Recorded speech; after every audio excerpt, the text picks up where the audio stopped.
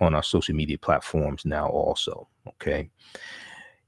All right. So I watched it, and Donald Trump continued to spread lies and falsehoods, conspiracy theories.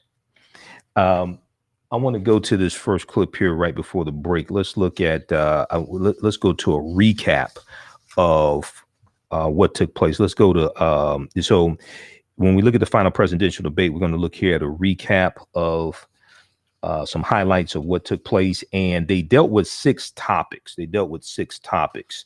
They dealt with COVID-19, American families, race in America, climate change, national security, and leadership. All right. And this debate took place at Belmont University in Nashville, Tennessee. Okay.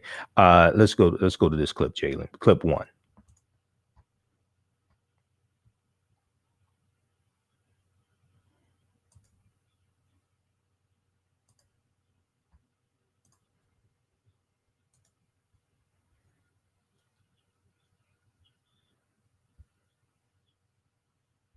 In the hospital, I had it, and I got better, and now they say I'm immune. Whether it's 4 months or a lifetime, nobody's been able to say that. What I would do is make sure we have everyone encouraged to wear.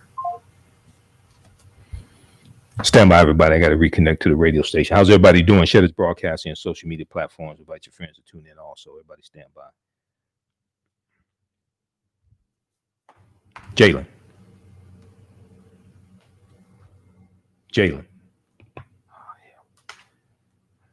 Jalen, can you hear me?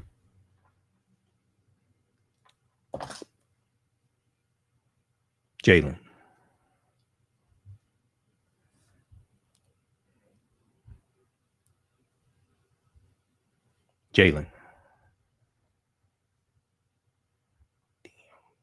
Hold on just a second. I got to reconnect.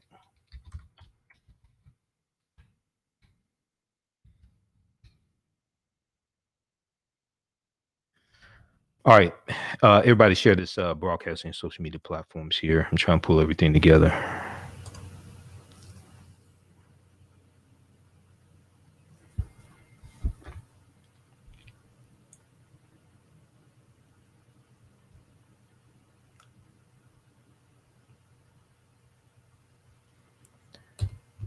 Stand by, everybody.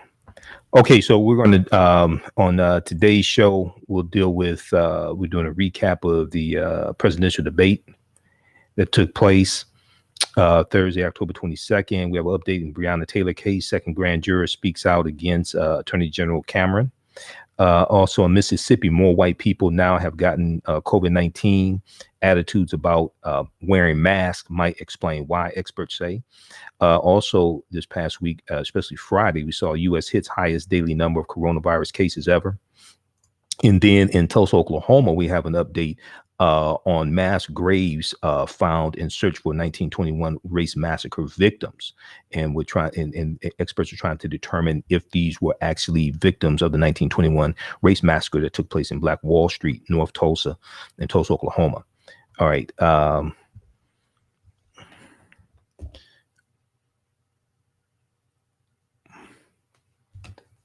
on.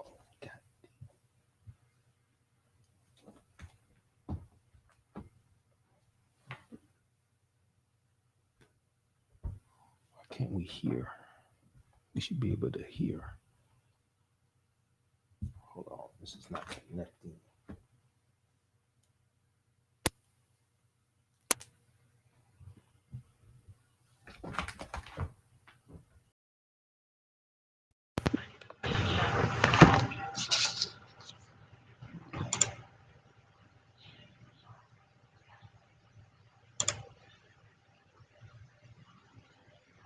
Stand by. Can you hear me, Jalen?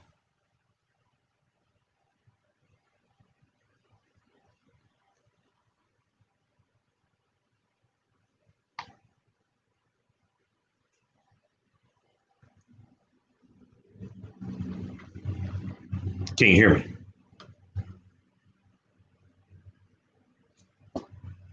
Hold on. Let me check something. Let me turn the volume just a second.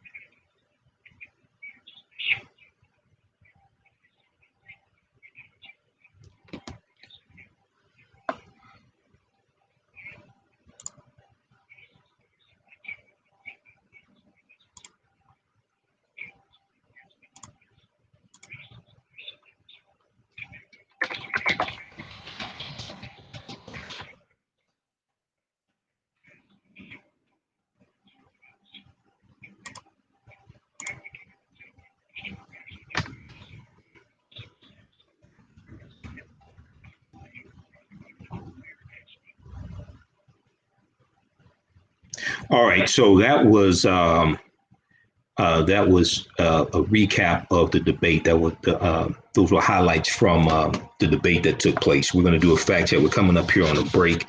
We're going to do a fact check of some of these claims dealing with criminal justice, COVID-19, a lot of lies told about COVID-19. Donald Trump told, and then we saw on Thursday there was a record number of coronavirus cases.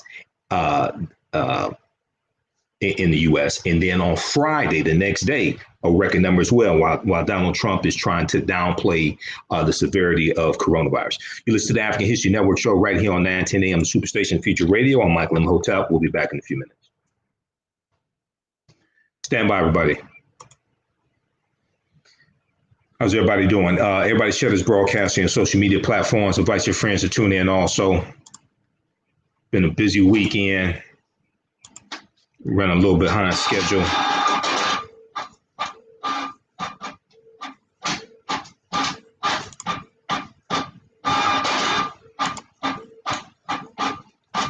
All right, who we have here? We got Lisa, we got Nick, Yehuda. Likes the pictures in the background.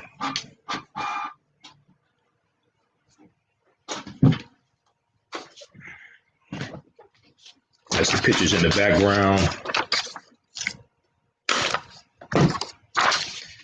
All right. We'll be back in 3 minutes from the break.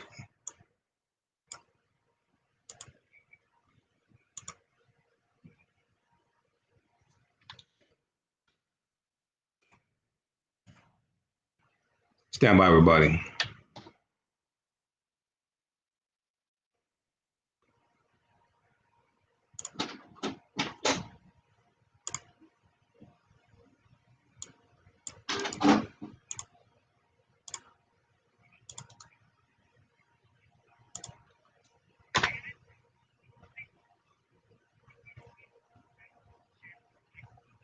All right, we've got Tracy. We got Tracy, Yehuda, Lisa, a few of the people watching, Robert. Okay, we'll be back from break in should be like 1 minute. Stand by.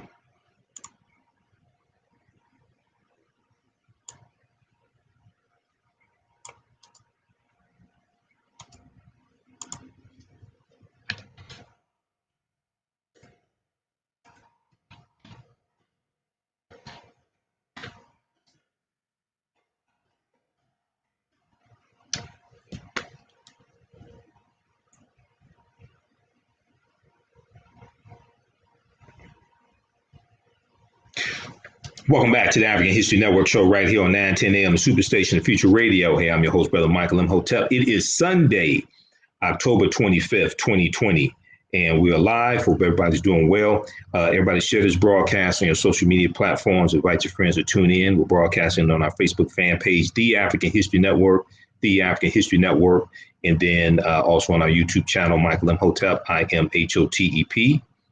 And then on 910 AM Superstation's Facebook fan page as well.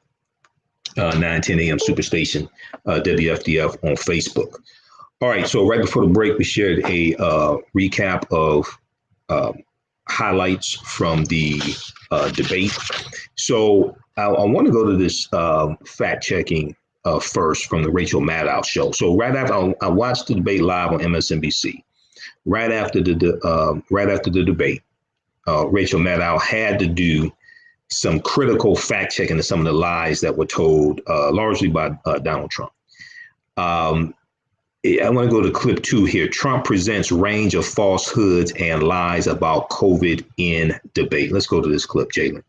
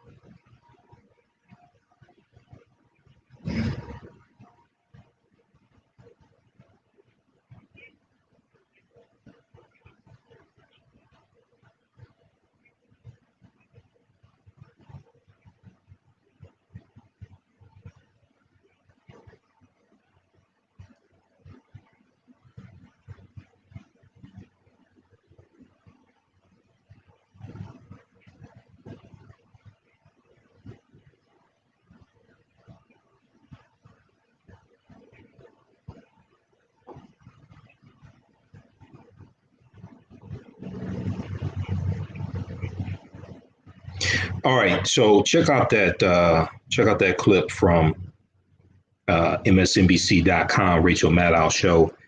Trump presents range of falsehoods. Trump presents range of falsehoods and lies about COVID-19. I was sitting there and I was watching it, and I was pretty much cussing at the TV because I'm listening to him and just continue to lie.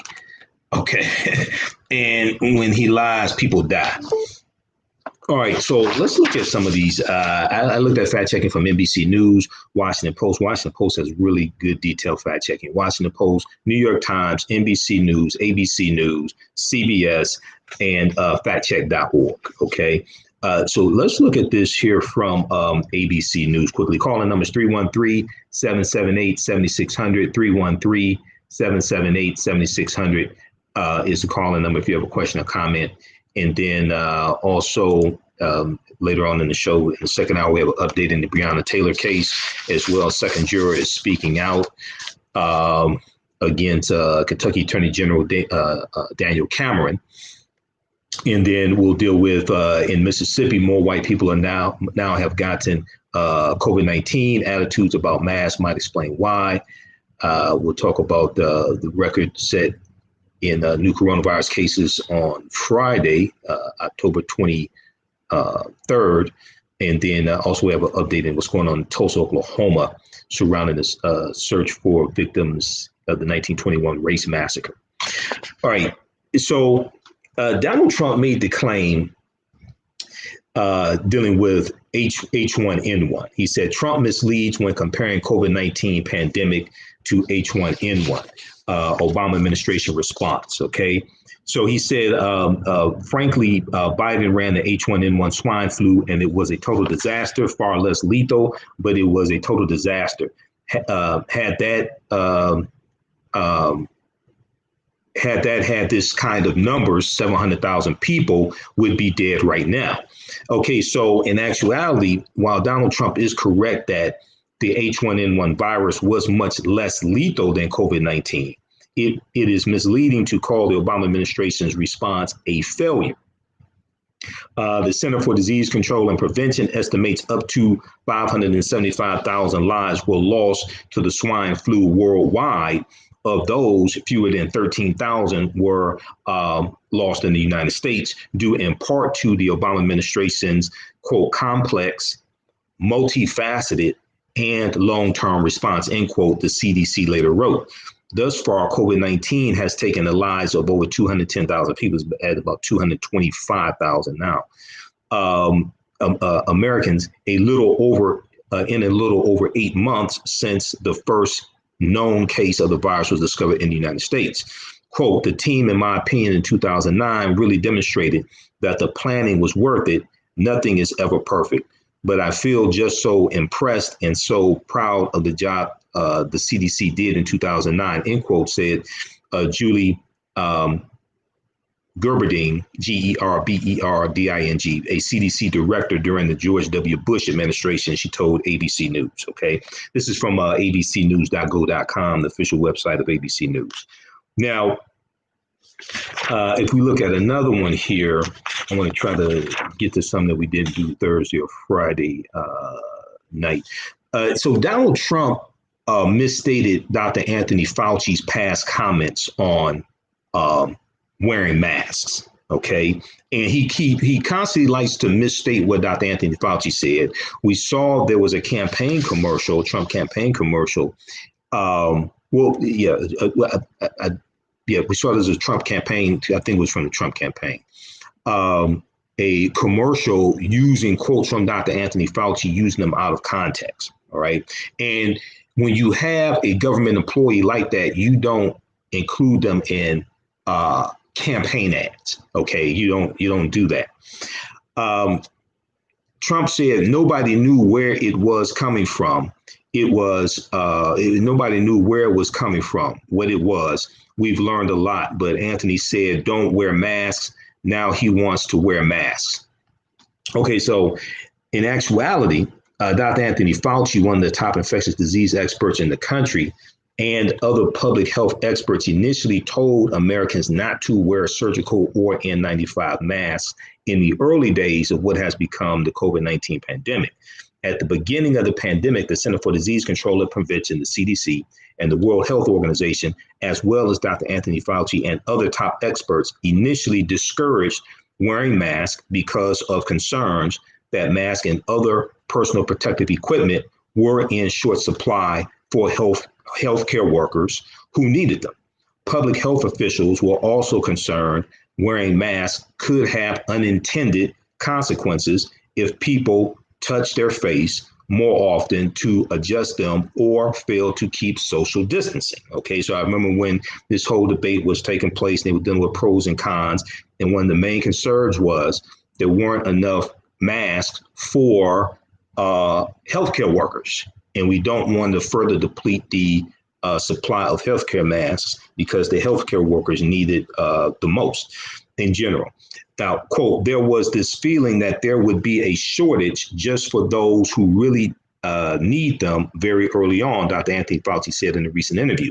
Quote, that was the big deal. We didn't have enough PPE, personal protective equipment, including masks. Then it became clear that cloth masks worked reasonably well. And therefore there was no more shortage. Then the different analysis, meta-analysis, and others came in fact, it does work. Okay. Now, in early April 2020, the CDC changed its recommendation about face coverings for the general public based on evidence that a significant number of people who were asymptomatic, meaning you have the virus but you don't have symptoms, asymptomatic, or not yet feeling sick, were transmitting the virus. Okay, so check out the rest of that at abcnews.go.com, fact-checking Trump and Biden during second 2020 presidential debate. All right, now, if we look at another one here, I want to go to Donald Trump claimed that he calls the COVID-19 antibody treatment a quote unquote cure. He called the COVID-19 antibody treatment a quote unquote cure. He said, and I would tell you that I had something that they gave me, a therapeutic, I guess they would call it. Some people could say it was a cure, but I was in for a short period of time and I got better very fast, or I wouldn't be here tonight. Okay. Now, the fact check is Trump also repeated something he has said before, praising the antibody treatment he received and calling it a cure. But as of yet, there is no known cure for the novel coronavirus. The antibody cocktail given to Trump, made by biotech company Regeneron, is thought to be promising, though still in its experimental phase. Okay. Now, he gets experimental drugs, okay, for coronavirus, while at the same time, his attorney general is in court to repeal the entire Affordable Health Care Act and kick 20 million people off of health care. That case goes before the U.S. Supreme Court November 10th, 2020, exactly 1 week after the November 3rd election. But our taxpayer dollars pays for Donald Trump's health care, and he has basically the best health care in America. All right. And then we also find that 5 people close to Mike Pence on his team, including his chief of staff, have caught coronavirus as well. CNN.com reported that. CNN reported that today. All right. So we see people around Trump caught coronavirus, over 20 people, either in the Trump campaign or in the administration. All right. And he called it as well. And Melania called it also. And then we see it's working its way over on the other side with Mike Pence. Now, Mike Pence was on the campaign trail today. He didn't self-quarantine. And you got people close to you with coronavirus that you were in close proximity to. Okay. And he's even violating the CDC's new guidelines. So, okay, they're desperate. That's what that's about. They're desperate. All right. Now, so Trump also repeated this claim, something he has said before, praising the antibody treatment he received as a cure. Now, Regeneron's experimental treatment is a cocktail of 2 synthetic pharmaceutical versions of what occurs naturally in the body to fight off infection. Last month, Regeneron published positive yet preliminary data for its cocktail treatment, showing it improved symptoms in patients without severe disease. Improved symptoms in patients without severe disease. While the Food and Drug Administration has not yet authorized it, Trump was granted access to it under quote unquote compassionate use, enabling him to get it outside of a clinical trial. Was that available to Herman Cain? I'm just asking, because I don't think they gave hydroxychloroquine to Herman Cain. I mean, Herman Cain was in the hospital for a month, ended up dying. He was one of Donald Trump's best blacks. Okay, denounced wearing masks. I'm just asking the question. Now, a Regeneron spokesperson confirmed to ABC News that Trump's medical staff reached out to the company for permission to use its monoclonal cocktail, and that it was cleared with the FDA. All right, now there were claims about kids transmitting the virus. Misstatements about children transmitting the virus to teachers. Once again, trying to downplay the severity of this to open schools back up. Trump falsely claims that kids are not transmitting virus to teachers. And then there was another one that I want to look at here. They talked about criminal justice. Okay. First of all, Donald Trump falsely accuses Biden of calling African Americans predators. Okay. Now, this is very interesting. Joanne Reed talked about this also after the debate on their debate recap on MSNBC. Donald Trump falsely claimed that Joe Biden called African Americans super predators. Okay. So Donald Trump said he's been in government 47 years. He never did a thing except in 94 when he did such harm in the black community, and they were called, and he called them super predators. And he said that, he said it's super predators, and they have never lived that down. Okay, that is very interesting. Okay, for a number of reasons. Okay, it was Hillary Clinton who used the term super predator in a speech in 1996. Now, go read. Now, PolitiFact.com has the excerpts of the speech. One, we talked about this before. In that speech, now I disagree with the term super predator. I also disagree with the N-word. I don't use either one of them. So people that know me know I don't call out people the N-word, didn't call out people super predators, don't call out women B's and H's and things like this. I don't use those dehumanizing derogatory terms. But what's interesting, when you actually read the actual statements of Hillary Clinton, she did not mention any race whatsoever. One, okay.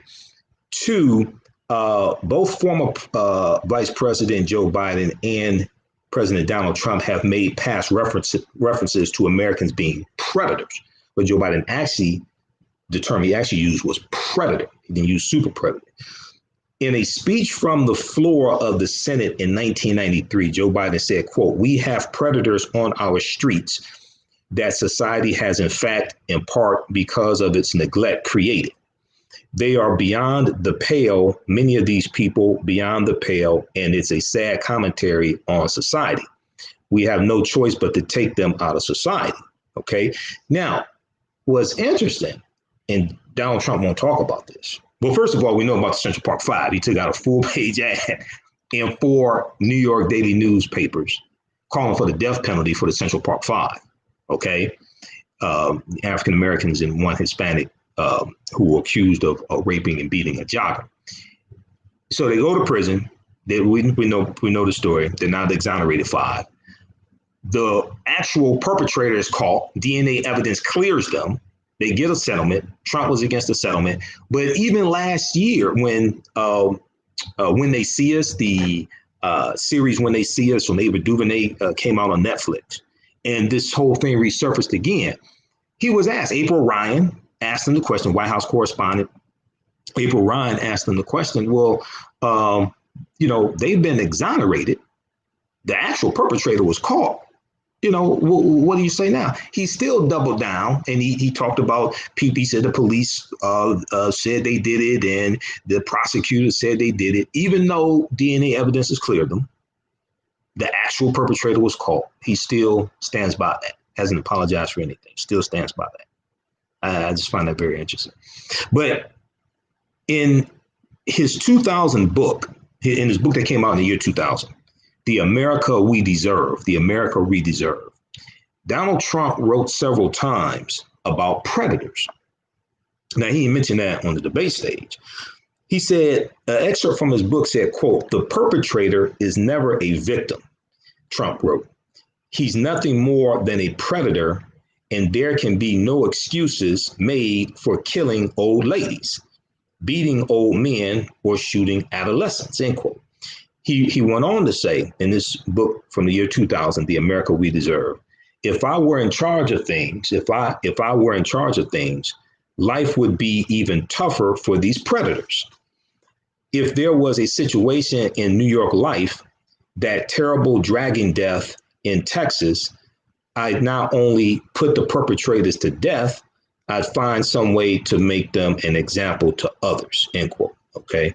So check that out because a lot of people don't know about what Trump's book in 2000 and what he said. They know about the art of the deal that he didn't write. His ghostwriter was named Tony Schwartz. That's who wrote the art of the deal. That was the ghostwriter of the art of the deal, Tony Schwartz. Okay, Google Tony Schwartz and read what Tony Schwartz is saying about Donald Trump. I want to go to this clip here. This is from MSNBC. And we're going to go to clip 3, Jalen. This deals with criminal justice and the crime bill. Now, what's interesting, so, Monday through Friday, 1 p.m. to 4 p.m. Eastern Standard Time, Reverend Al Sharpton, his show Keeping It Real airs here on 9:10 a.m. Superstation WFDF. And, because of coronavirus, normally on Sundays, I'm in the radio station studio, broadcasting from the studio. But because of coronavirus, an executive order from Governor Gretchen Whitmer, the station has us broadcasting from home. Okay, when everything opens back up, we'll be back in the radio station studio Sunday nights, 9 p.m. to 11 p.m. Eastern Standard Time. But Monday through Friday, 1 p.m. to 4 p.m. Eastern Standard Time, you can listen to Keeping It Real with Reverend Al Sharpton. Reverend Al Sharpton was interviewed about this because in 94, he protested against the 94 crime bill. He protested against Senator Joe Biden. He protested against those in support of the crime bill. Now, as we talked about before, we've done the fact check on this. Go back and it was last Sunday's show. Last Sunday's show, whatever hell date last Sunday was. I think it was the I don't remember, the 18th, I think it was. We went through and we looked at criminal justice reform was proposed by Biden. And we did a fact check looking at the 94 crime bill, the good and the bad, okay, and separating fact from fiction. We'll check that out. Also look at the fact check of the 1994 crime bill from factcheck.org as well. But if you go watch last Sunday's show, we go through, break it down. We go through and break this down. And we've done that before here as well. So Reverend Al Sharpton explains the complicated history of the 94 crime bill that he protested against. Okay, and I think in this clip, he also talks about the criminal justice reforms that took place under the Obama administration, because when Donald Trump said that under the Obama administration, there was no criminal justice reform, that's a lie. And one of the ways we know it's a lie is because Donald Trump undid most of the criminal justice reform that the Obama administration did. So Donald Trump knows it's a lie. His attorney generals undid a lot of the criminal justice reform. Like in August of 2016, the Obama administration announced that they were not going to renew federal contracts for privatized prisons. That was undone in February 2017 by Jefferson Beauregard Sessions III, Donald Trump's first attorney general. Okay, we'll talk about that in just a minute. But let's go to clip 3 here, Jalen.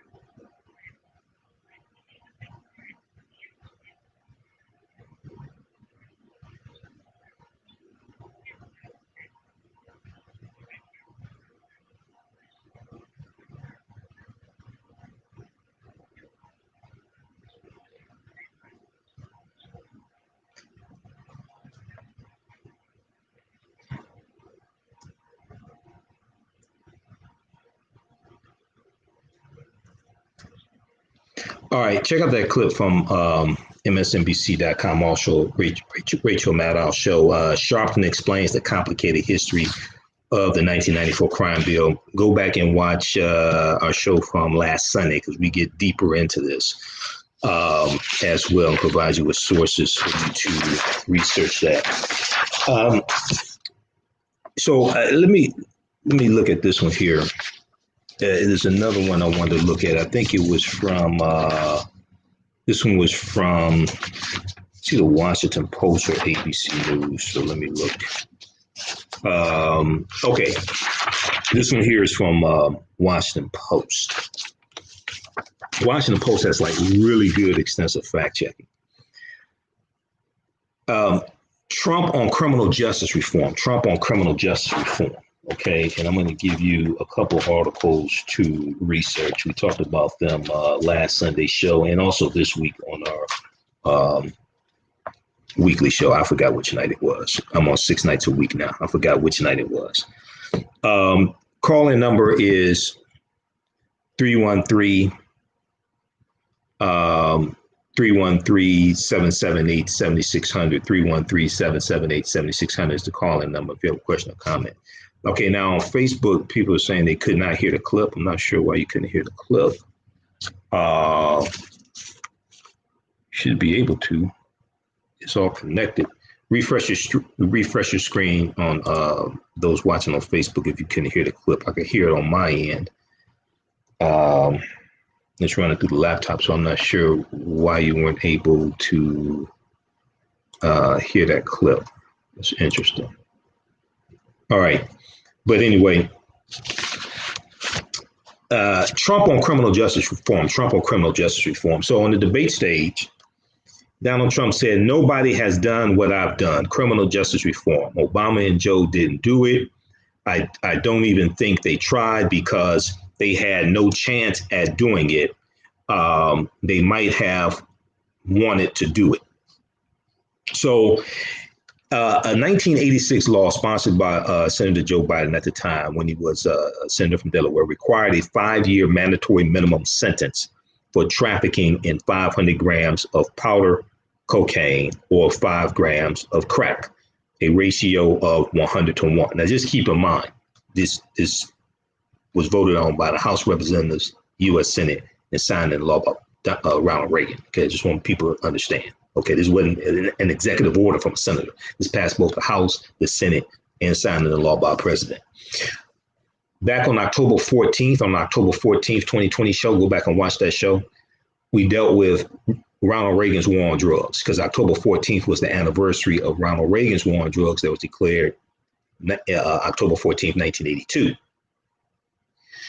On our show last Sunday, which should have been October 18th, we also dealt with what kicked off the war on drugs. Richard Nixon's war on drugs declared June 17th, 1971. Just so you put this in chronological order. June 17th, 1971, that's when the war on drugs starts. And we see the U.S. prison populations quadruple from 1970 to 1993, starting in the early 70s. They go from about 300,000 in 1970 to 1.3 million in 1993. Go to bjs.gov, Bureau of Justice Statistics. bjs.gov, Bureau of Justice Statistics. And you can research prison populations there. So in 2010, President Obama signed the Bipartisan Fair Sentencing Act into law in August of 2010, repealing the 5-year mandatory sentence for the first-time offenders and reducing the sentencing disparity from 100-1 to 18-1 for repeat offenders. Okay, now Donald Trump didn't mention that at all. On the debate stage, he did not mention this at all, the signing of the Fair Sentencing Act of August of 2010. In other words, an offense involving 500 grams of powder cocaine still required a minimum sentence of 5 years, but the threshold for a 5-year sentence was raised from crack cocaine offenses from 5 grams to 28 grams. Now, the Fair Sentencing Act applied prospectively, meaning the crack cocaine disparity was reduced only for offenses that occurred after President Obama signed the law into signed it into law in 2010. Okay, as opposed to retrospectively, as opposed to going back and all the previous cases. Okay, it was prospectively from when he signed it on. Trump and his son-in-law, advisor Jared Kushner, who owes Deutsche Bank about $285 million. We didn't find that out until after Trump won, and Jared Kushner somehow got a security clearance after the FBI recommended that he should not have a security clearance, but that's a whole nother show. Trump and his son-in-law and advisor Jared Kushner pushed for a new round of changes in the criminal justice system, bringing together a bipartisan coalition of Democrats, Republicans, Libertarians, the ACLU, and others prevailing on Senate Majority Leader Mitch McConnell to post a bill for a vote, weathering criticism from conservatives such as Senator Tom Cotton of Arkansas. The result was the First Step Act, which Trump signed in 2018. Okay, some little bit of background information. That initiative for the First Step Act was in the White House. The person who was really pushing for criminal justice reform was Jared Kushner.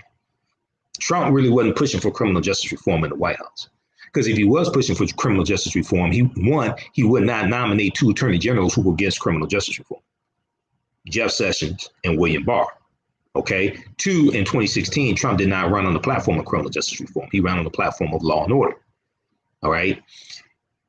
An early version of the First Step Act, they tried to get passed in 2015. Okay. It passed the House of Representatives. This is under President Obama. It passed the House of Representatives. It was blocked in the U.S. Senate. There was bipartisan support in the U.S. Senate for criminal justice reform. Who blocked it in the U.S. Senate? Senator Tom Cotton of Arkansas and Senator Jefferson Beauregard Sessions III, Republican from Alabama, who then became Donald Trump's first attorney general. Okay, we'll continue this on the other side of the break. Listen to the African History Network show right here on 910 AM Superstation Future Radio. I'm Michael Imhotep. We'll be back in a few minutes. Stand by, everybody. Okay, so y'all said you couldn't hear the clip. I don't know why y'all couldn't hear the clip. Stand by. We're not playing clips right now.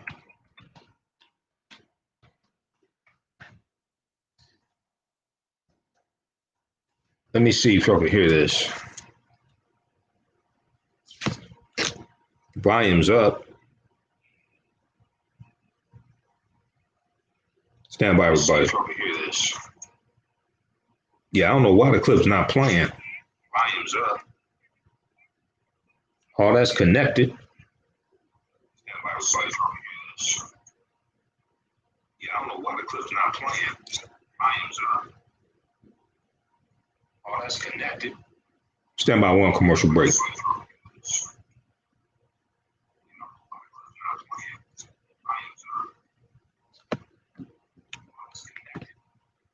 by, one commercial break.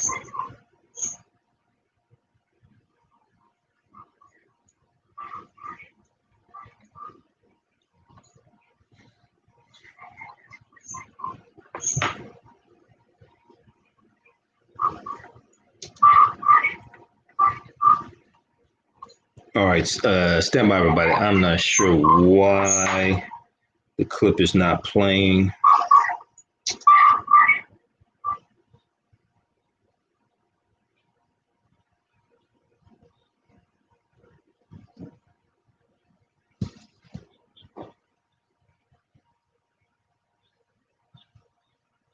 All right, stand by. We'll be back in just a minute here. We can't hear the clip on YouTube either. I'm not sure why you can't hear the clip. I'm broadcasting through Google Chrome instead of Firefox, because Firefox was giving me too many problems. But let's see. I'm calling through the station through Skype.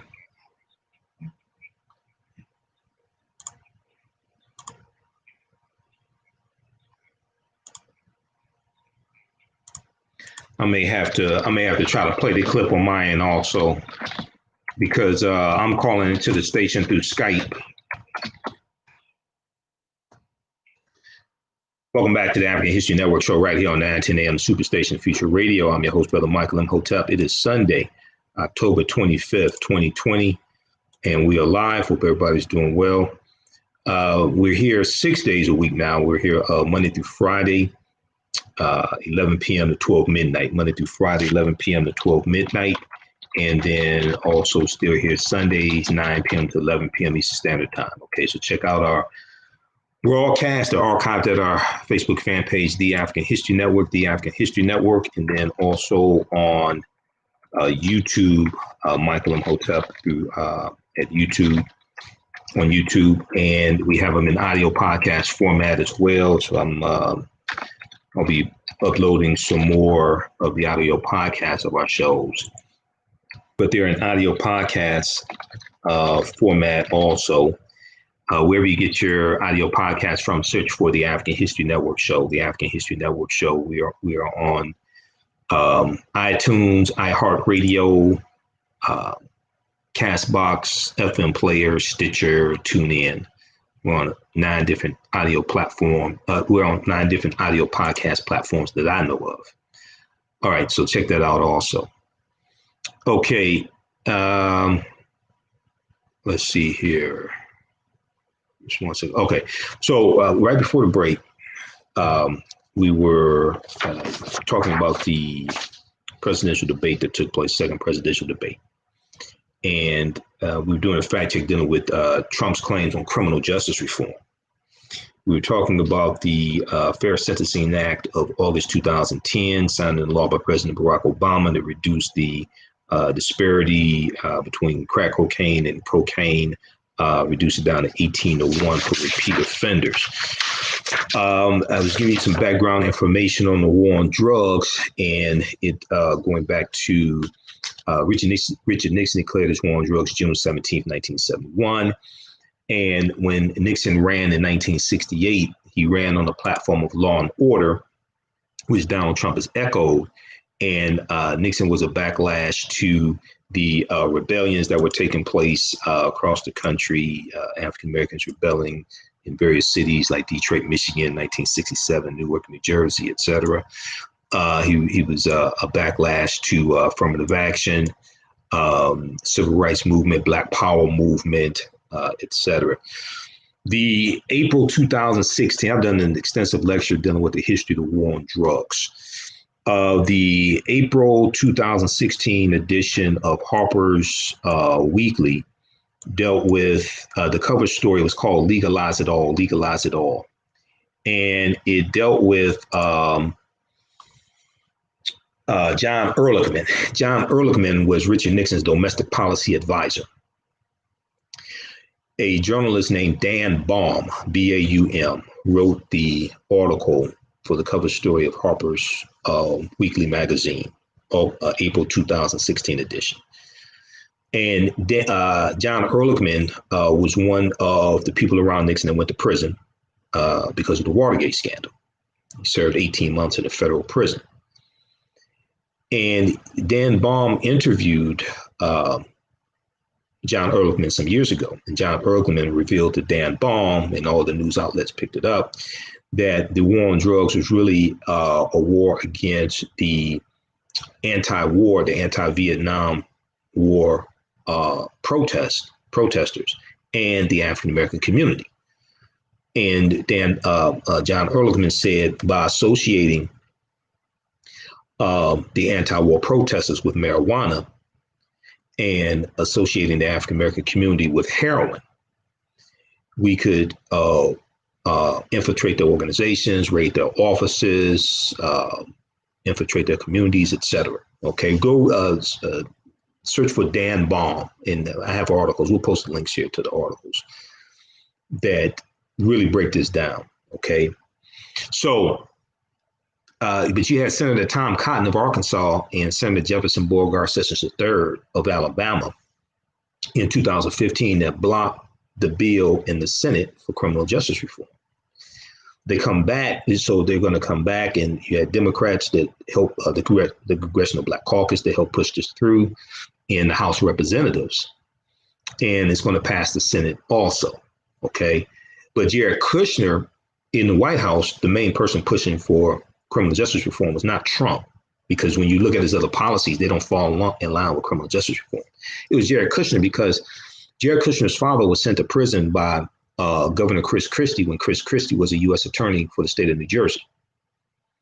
This is why there's still bad blood between Chris Christie and Jared Kushner, which is why even though Governor Chris Christie was on the transition team in 2016, Trump's transition team, he did not get a position in the White House. There's bad blood between Jared Kushner and Chris Christie. Okay, so the First Step Act builds on what President Obama did by making the 2010 reform to crack sentencing laws retroactive, but it goes well beyond that, for instance, by shortening mandatory minimum sentences across the board for nonviolent drug offenses at the federal level. And the Congressional Black Caucus worked with the White House to get that bill passed. The June 30th, 2019, I think it was June 30th, 2019, Politics Nation, Representative Cedric Richmond, who's a co-chair to Joe Biden's campaign, was interviewed by Reverend Al Sharpton. And one of the things he talked about was how the Congressional Black Caucus worked with the White House to get the First Step Act passed.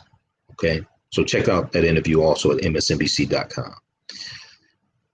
Okay, we'll continue this on the, we're going to go to the phone lines, 313-778-7600. It's the calling number if you have a question or comment. 313-778-7600 is the calling number if you have a question or comment. Let's go to Leroy, I think line 1. Leroy, thanks for calling. Thanks for holding. Tell us where you're calling from. Okay, from Detroit. All right, go ahead.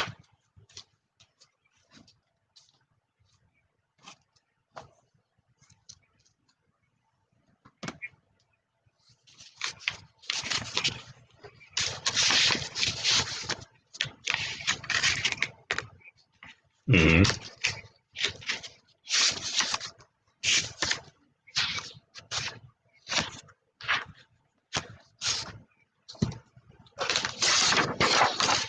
Mm-hmm.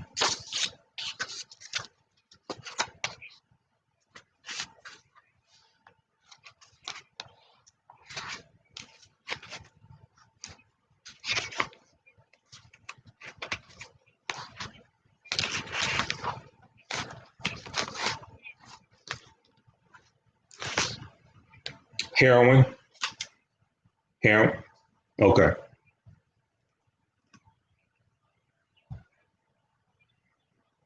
Mm-hmm.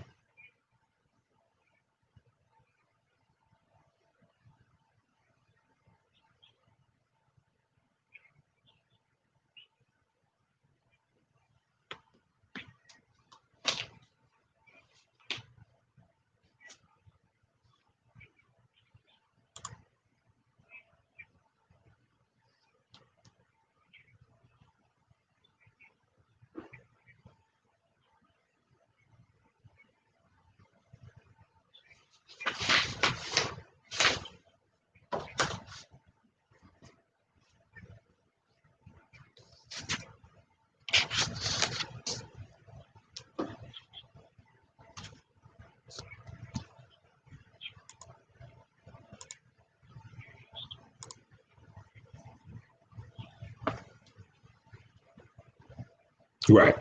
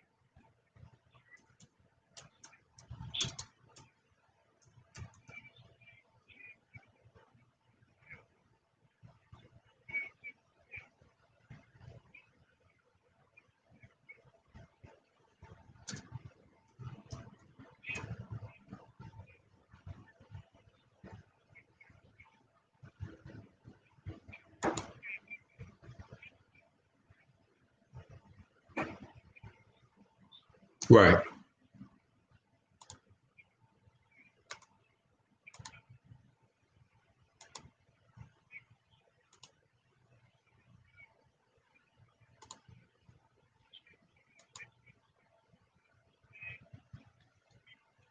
They said they try to say that it was what now? Okay. Okay.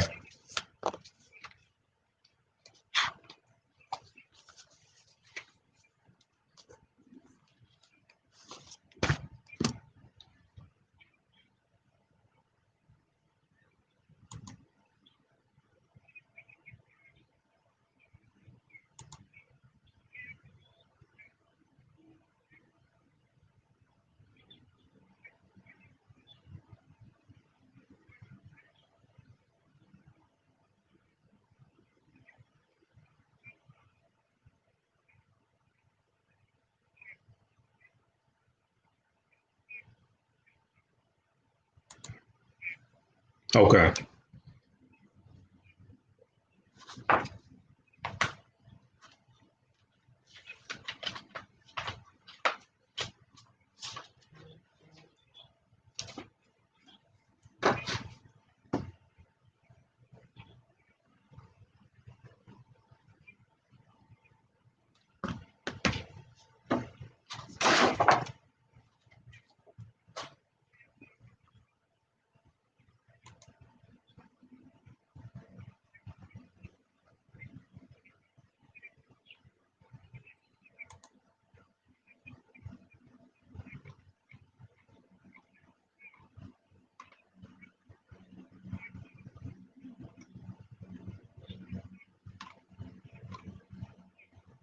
Right.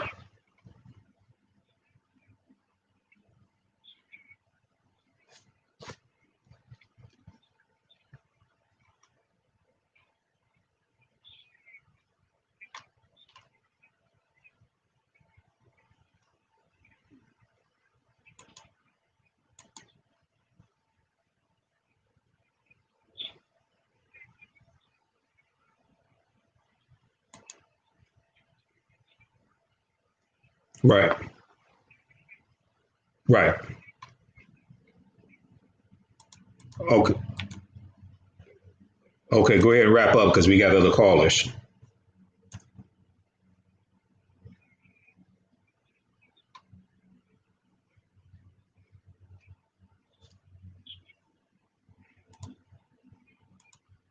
Okay.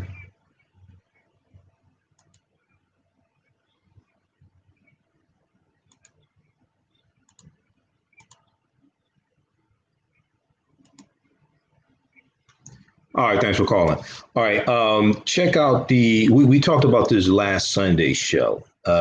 Check this out, factcheck.org, Bill Clinton and the 94 crime bill. This gives a lot of historical background information, accurate information on what happened. And what people also have to understand, if you go back and read articles at that time, you talk to police officers, police chiefs, things like that time, people across the country were calling for something to be done about crime. Violent crimes peaked in 1992. You can go to like bjs.gov and research that. Violent crimes peaked in 1992. They started leveling off in 94. When we talk about gang violence, Department of Justice has a homicide report that looks at homicides from 1980 to 2008. It's about a 36-page report. On page 12, table number 7 of the report shows you that 53% of gang-related homicides were committed by white people.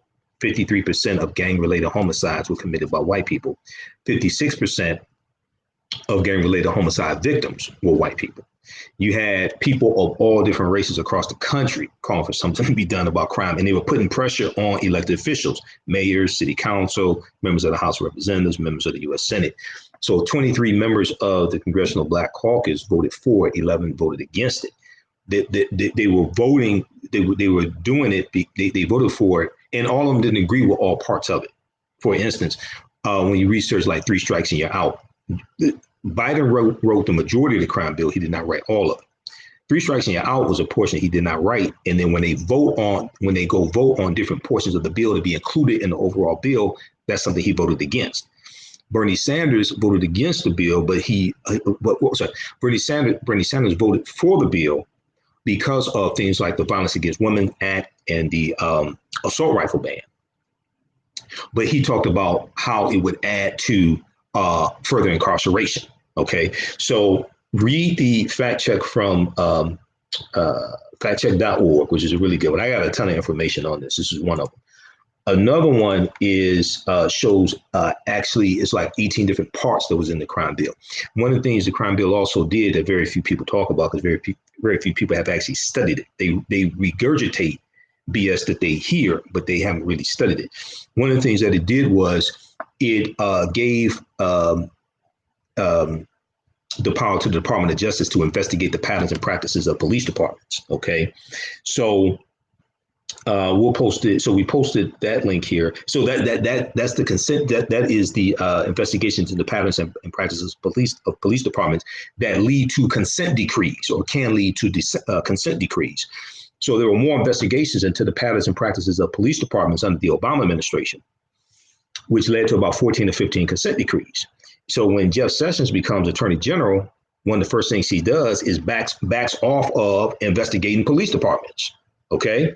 And he tried to back out of the consent decrees with the Baltimore Police Department and the Chicago Police Department. But a federal judge would not let the Trump Department of Justice do this. So the Trump Department of Justice has taken basically a hands-off approach to policing. One, two, allow the reforms that were put in place under the Obama administration. The majority of them have been reversed under the Trump administration.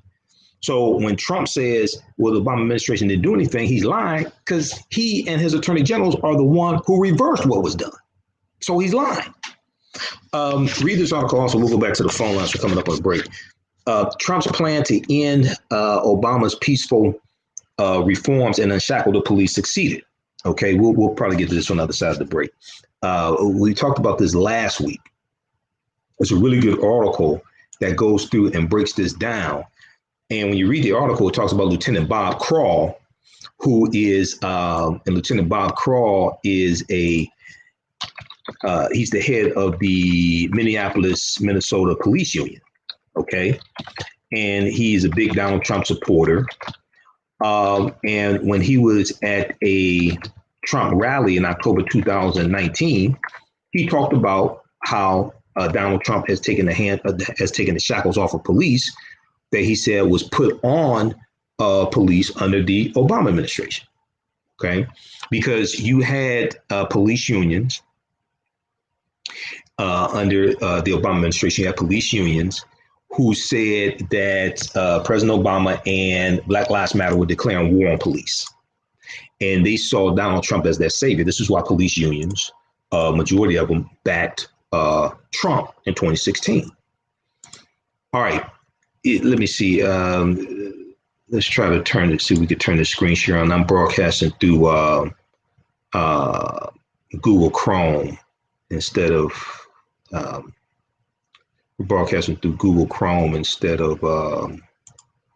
Firefox. So I'm trying to get used to this because some of the audio is not coming through on Google Chrome. But if you're watching on Facebook and YouTube, let's see, we'll turn this on. We talked about this article earlier. We talked about this article last week. Trump killed Obama's reforms. Now he's getting what he asked for. Trump killed Obama's reforms. Now he's getting what he asked for. Okay. This is from NewYorkMag.com. And it goes through and talks about the criminal justice reforms that took place under the Obama administration, how the Trump administration has reversed them. If we look at, so this article is from, this is from May 21st, 2020, May 21st, 2020. And very quickly here, let me know how much time we have before the break, Jalen. Give me a message. Okay. Oh, okay. The last few years of the Obama administration were one of the most productive periods of criminal justice reform in American history. The Obama administration changed sentencing guidelines to reduce the disparity in treatment of drugs that have disproportionately harmed Black defendants. As part of an effort to inculcate a guardian, not warrior mindset, it restricted the transfer of surplus military equipment to police departments. Most importantly, it formed consent decrees with more than a dozen police departments to force them to change their practices. Okay, read this full article, and we'll continue this on the other side of the break. Listen to the African History Network show right here on 910 AM Superstation Future Radio. I'm Michael Imhotep. We'll be back in a few minutes. All right, stand by, everybody.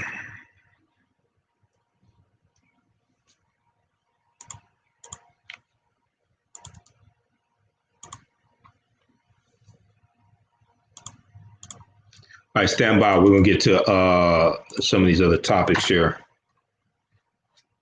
All right, can you all hear me? All right. I don't know why you can't hear the caller. I can hear the caller. I'm calling through Skype, so I can hear the caller. I'm not sure why. It may be something in the setting here, broadcasting through Google Chrome. I have to figure this out.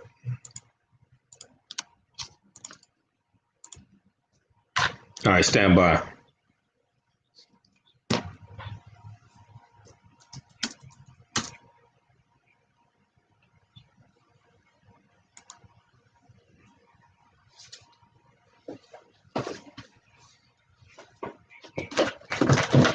Stand by, everybody.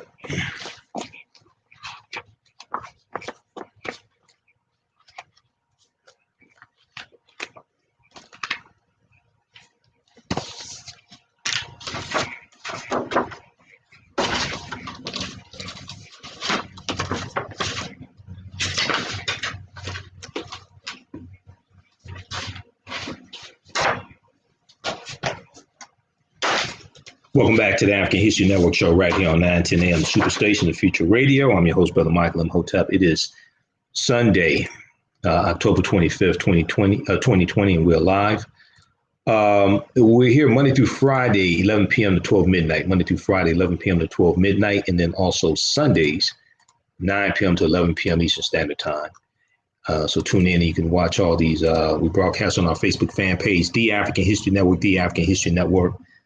And on YouTube, Michael Imhotep. So all those shows are archived there also. You can check them out if you missed them live.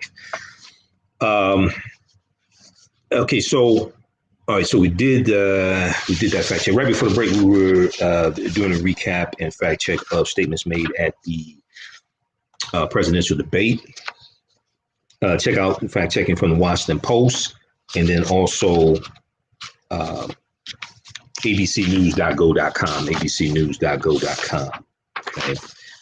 I want to go to, this past Friday, and we'll go to the phone lines just a minute here, because we're running out of time. This past Friday, I was a panelist on Roland Martin Unfiltered.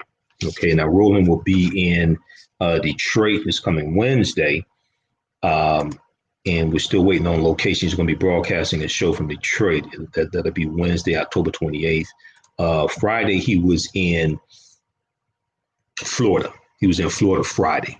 So when I was on the show Friday, he was in Florida and he was interviewing some of the, we were talking about the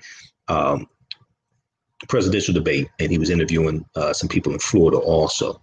We're going to go to clip one here from Roland Martin Unfiltered, Jalen. He asked me about we were talking about the presidential election, okay? And let's go to this clip here.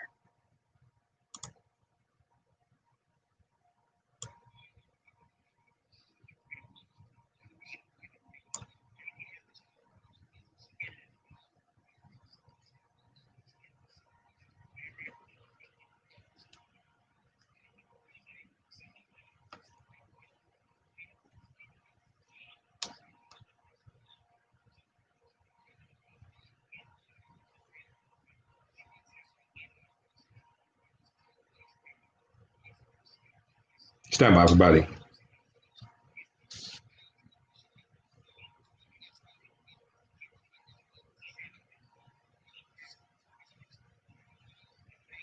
Stand by, everybody. Okay, this is not. I'm playing it through this end. It's something. Hold on. Why isn't this playing? Stand by, everybody. Okay, this is not. I'm playing it through this end. There's something. Damn. Hold on. What's this name?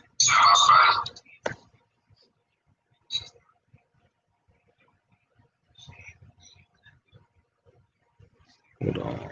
I don't know why this isn't playing. Just a second here. We have to do this another way. Carolina, Georgia, leading against Purdue. Purdue, of course, screwed up, mocking Senator Kamala Harris's name. That has helped John Ossoff. Raphael Warnock has now jumped ahead in the polling of Senator Kelly Loeffler and Congressman Doug Collins. And so this map, how it's playing out. Democrats are competing in places historically they have not been able to compete. It shows you the kind of intensity on the Democratic side and how Donald Trump has also pissed off many older white voters, independent voters as well. Absolutely, and I think it shows sort of how short his coattails really are, because it was fine when it was looking like he might actually have a second term before COVID came, and then post-COVID, people had some explaining to do, because many of these communities are hurting, and it shouldn't be the case that you have long-term incumbents being in dead heat with relative newcomers to these places. So I think it shows that if you put in the work, I mean, this is what Jesse Jackson said in the 1980s, right? That Reagan won by the margin of despair, and I think Democrats finally are getting that message in some of these places and saying, we've left these votes on the table for far too long. These states are actually in play. And thankfully, you had new folks coming on the national scene like Stacey Abrams and others who have been building infrastructures in these places to make them competitive. Now, Democrats have to press the gas here, right? They cannot do what they normally done and just sort of say, okay, well, we got this place, we're comfortable. No, you have the money, you need to spend it, and you need to spend it all and max out in these places to make sure that people are still turning out to vote, because we have to remember voter intimidation is also on the rise in a lot of these places that we're talking about, not just suppression. So I think it's now the time for the Democrats to turn it on and go full out here in these places, whether it's South Carolina or North Carolina, Georgia, Florida, Texas for sure. They have got to pour it on, and these down ballot races are critical, right, to what's going to happen with whoever becomes president. So they definitely have to make a play in all of these places, because these are vulnerable seats that shouldn't be vulnerable, quite frankly. So that tells you that people are ripe to make a new choice. There are very few undecideds out here, Michael Imhotep. It's really about turning out your people. Democrats are turning out in significant numbers. Republicans, though, have listened to Donald Trump. They've been focused on voting on Election Day. Many people are predicting a huge surge of Republican voters. Democrats want to build up as large a lead as they can when it comes to mail-in voting and early voting as well. And so really right now, it's not about what more messaging you can put out to try to get people to come to your side. It's about how can you get your people out to the polls as much as possible. Yeah, it's about turnout, but also more than just about turnout, Roland. So first of all, we see as of Thursday, October 22nd, Reuters is reporting 47 million people have voted early. Okay, huge increase over 2016, this time 2016. But it's about turnout, but not just about turnout, Roland. It's also about speaking to the issues and concerns of the voter. African-American voters, Hispanic voters, whoever. And I think that connecting with the message, dealing with coronavirus, the impact coronavirus has had on communities, African-American community, Hispanic community, etc. We're at about 223,000, 224,000 deaths, 8.4 million cases. We just saw today it set a record 81,000 cases, highest number of cases. Okay, so while Trump is on the debate stage last night trying to downplay the severity and saying we're about to turn a corner, around the corner is more deaths. Around the corner is more cases. So it's speaking to the issues, needs, and concerns, dealing with getting coronavirus under control, expanding the economy, opening the economy back up, his Build Back Better plan, 18 million jobs that his plan will create, 7 million more than Trump. Things like this, clean, green energy jobs, etc. Speaks directly to the issues. Not playing gospel music in the commercials, but speak to the issues and concerns of the voter.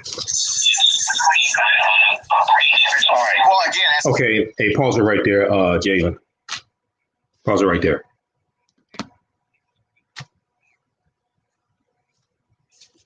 Jalen, pause the video. Okay, thank you. All right, so check that out at on Roland's Facebook page. That was from October 23rd, Friday, October 23rd, 2020. It's also on his YouTube channel, Roland Martin. We'll share another clip here, and we'll try to squeeze in another clip here in just a minute also. Because for those watching on Facebook, because they couldn't hear this clip when I played Reverend Al Sharpton, Jaden, cue up clip number 3 again from Rachel Maddow, and that was Reverend Al Sharpton explaining the complicated history of the '94 crime bill. We'll go to that after we go to the phone lines. Let's go back to the phone lines. Let's go to Theo Broughton. Hey, Theo, welcome to the African History Network show. Thanks for holding. Tell us where you're calling from. Okay.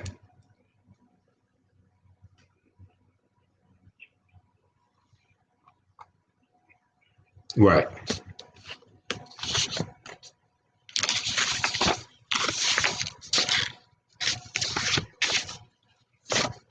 President Lyndon Johnson. Right.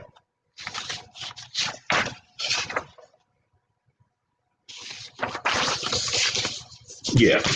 Yeah, we'll talk about that next. Yeah.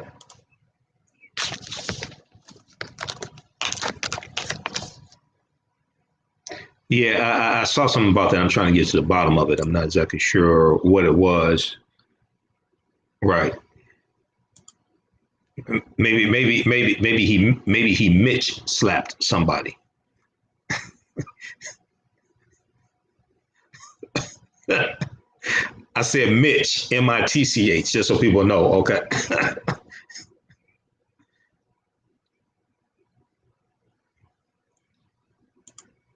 Right.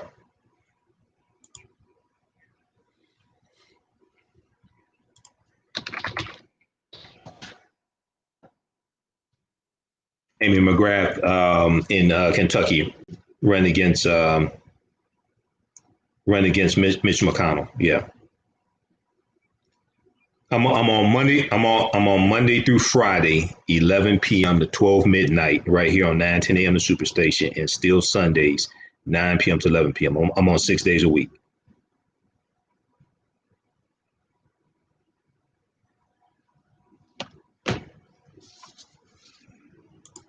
Right. Yeah. 9 p.m. So Bob Law's on 8 p.m. to 9 p.m. Bob Law's a friend of mine. I've interviewed him before.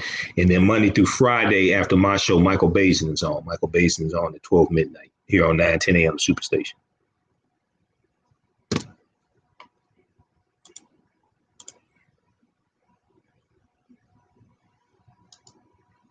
Right.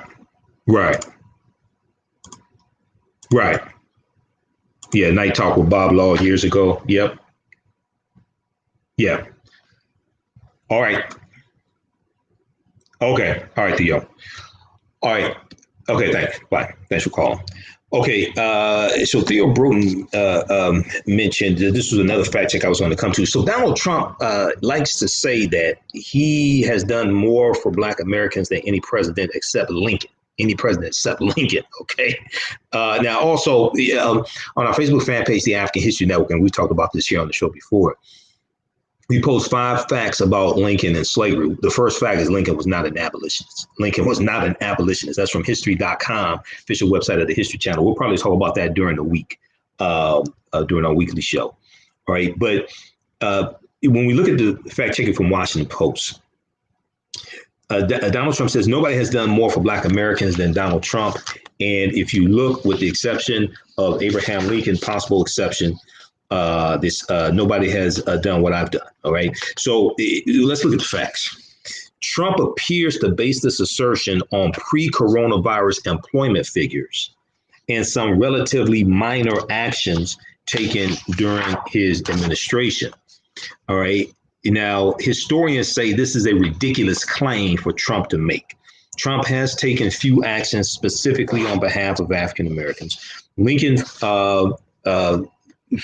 So Lincoln freed the enslaved people in the Confederacy and pressed for passage of constitutional amendments to give them equal status under the law. Emancipation Proclamation, January 1st, 1863, only freed enslaved Africans in the states that were in rebellion, territories in rebellion, the Confederacy. Okay. So really, it didn't free them. And states that were in the Union but stayed loyal to the Union that had slaves, like Kentucky, Delaware, Missouri, those border states, they were allowed to keep their slaves. Now, what's going to happen is, as Union troops are going through these territories, they're going to, as they're going through the Confederate territories, they're going to free those slaves. Many of those Africans are going to run behind the Union line. Some are going to join the Union. Also, some are going to join the Union troops as well. Okay, but the Emancipation Proclamation, in general, as we think of it, did not free the enslaved Africans.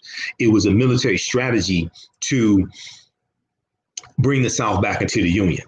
It was an ultimatum. The first Emancipation Proclamation, the initial one, was September 22nd, 1862. September 22nd, 1862, which stated that if those states in rebellion did not come back into the Union, then January 1st, 1863, then their slaves would be set free. Okay, it was to rob them of that asset, those enslaved Africans. The 13th Amendment is going to legally free enslaved Africans, ratified December 6th. So it passes in like January 1864. Okay, it passes Congress January 1864, but it's not ratified until December 1865. Ratification process is to amend the U.S. Constitution. A bill not only has to pass the House and the Senate by 2/3 majority vote, it also has to be ratified by 3/4 of the state legislatures by 2/3 majority vote as well. So it had to go through the ratification process also before it could become law. So this is after the Civil War ends, which officially ends in June 1865. All right, so they talk about Lincoln.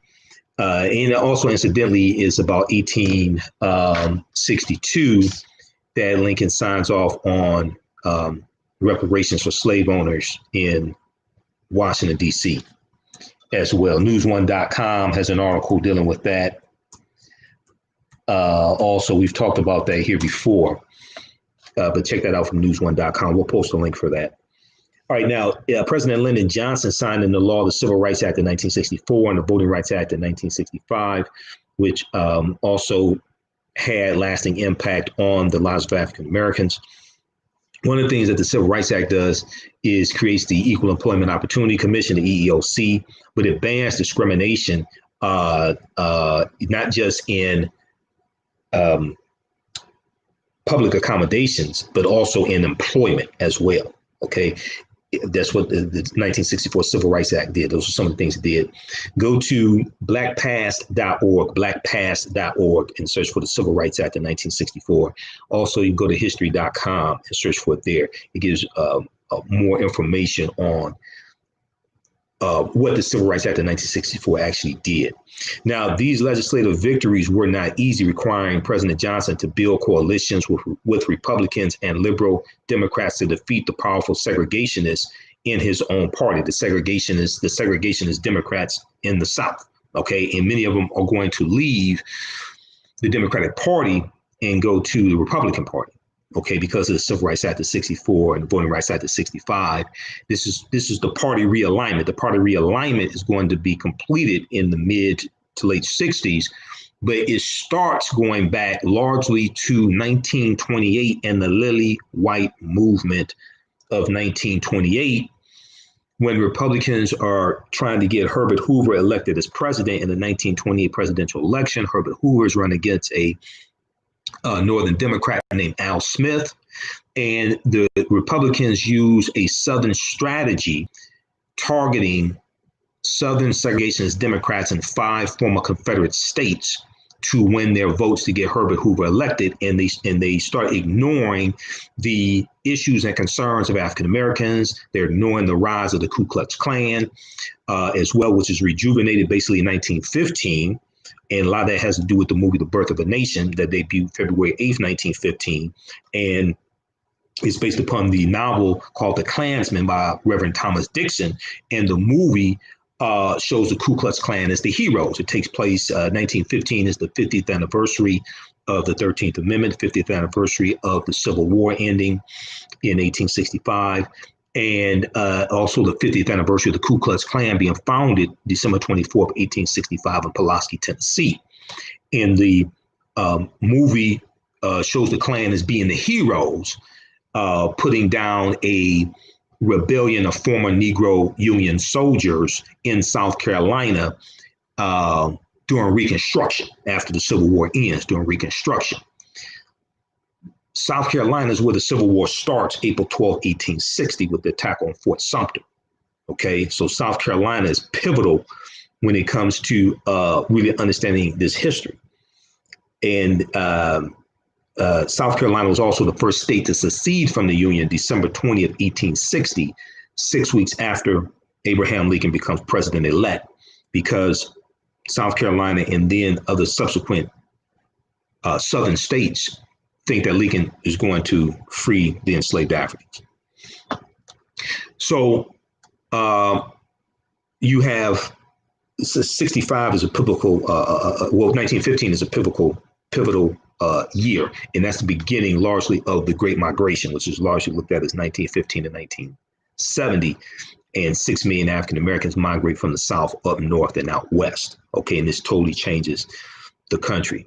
So you have the 1964 Civil Rights Act, Voting Rights Act of 65, and this brings about the party realignment. I've done a 3-hour presentation dealing with the history of why African Americans switched from the Republican Party to the Democratic Party.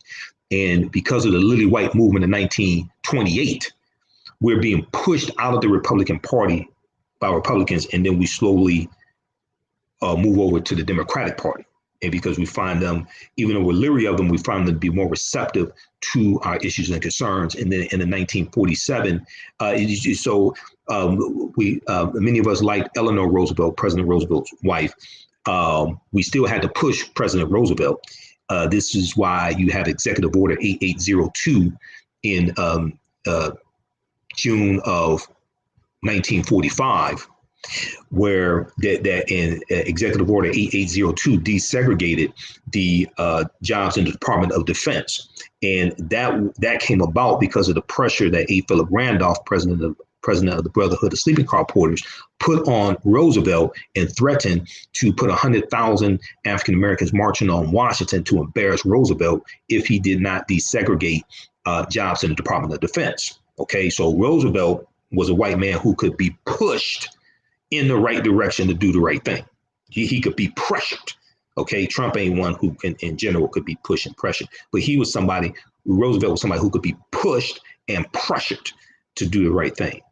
So was Lyndon Johnson. This is how you get the Civil Rights Act of 64, Voting Rights Act of 65, even though Johnson initially was a Southern segregationist, all right, who oftentimes used the N-word, and NBC News, MSNBC has an article dealing with Johnson was a racist and things like this, but he signed the Civil Rights Act, the Voting Rights Act, that he signed affirmative action in the law, Executive Order 11246, September 1965.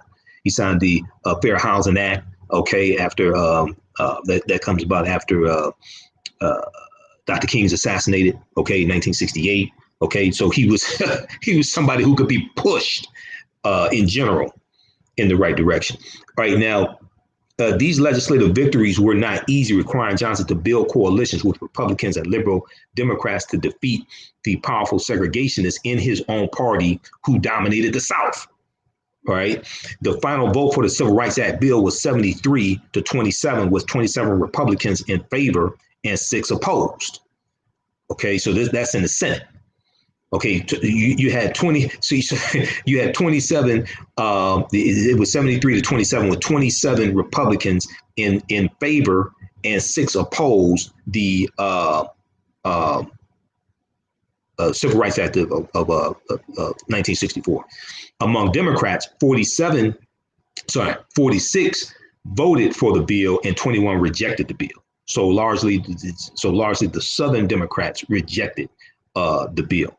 All right, now, Trump is never one to be modest, but this kind of bragging is simply ridiculous. Okay, so check that out from Washington Post. There's some other ones as well that go through and deal with this history and show how ridiculous that is of Trump to say that. But Trump is trying to peel off a certain percentage of the African-American vote. He's not trying to win the African-American vote. He's just trying to appear less of a white supremacist to white people, especially women in the suburbs, especially like white women in the suburbs. He's trying to peel off a certain percentage of the African-American vote, certain percentage of African-American male voters. They think they can get 20% of African-American male voters, and they're just trying to put these lies and falsehoods out here and deceive people. This is what this is. Okay, so people on Facebook could not hear, for some reason, I'm trying to figure out what's going on, but they couldn't hear. But I want to go to this clip here. This is from, we're going to go to clip 3 again, Jalen. This is right after the debate, and Reverend Al Sharpton is talking about the complicated history of the 1994 crime bill that he protested against Senator Joe Biden. And he talks about what happened between then and now. Let's go to this clip.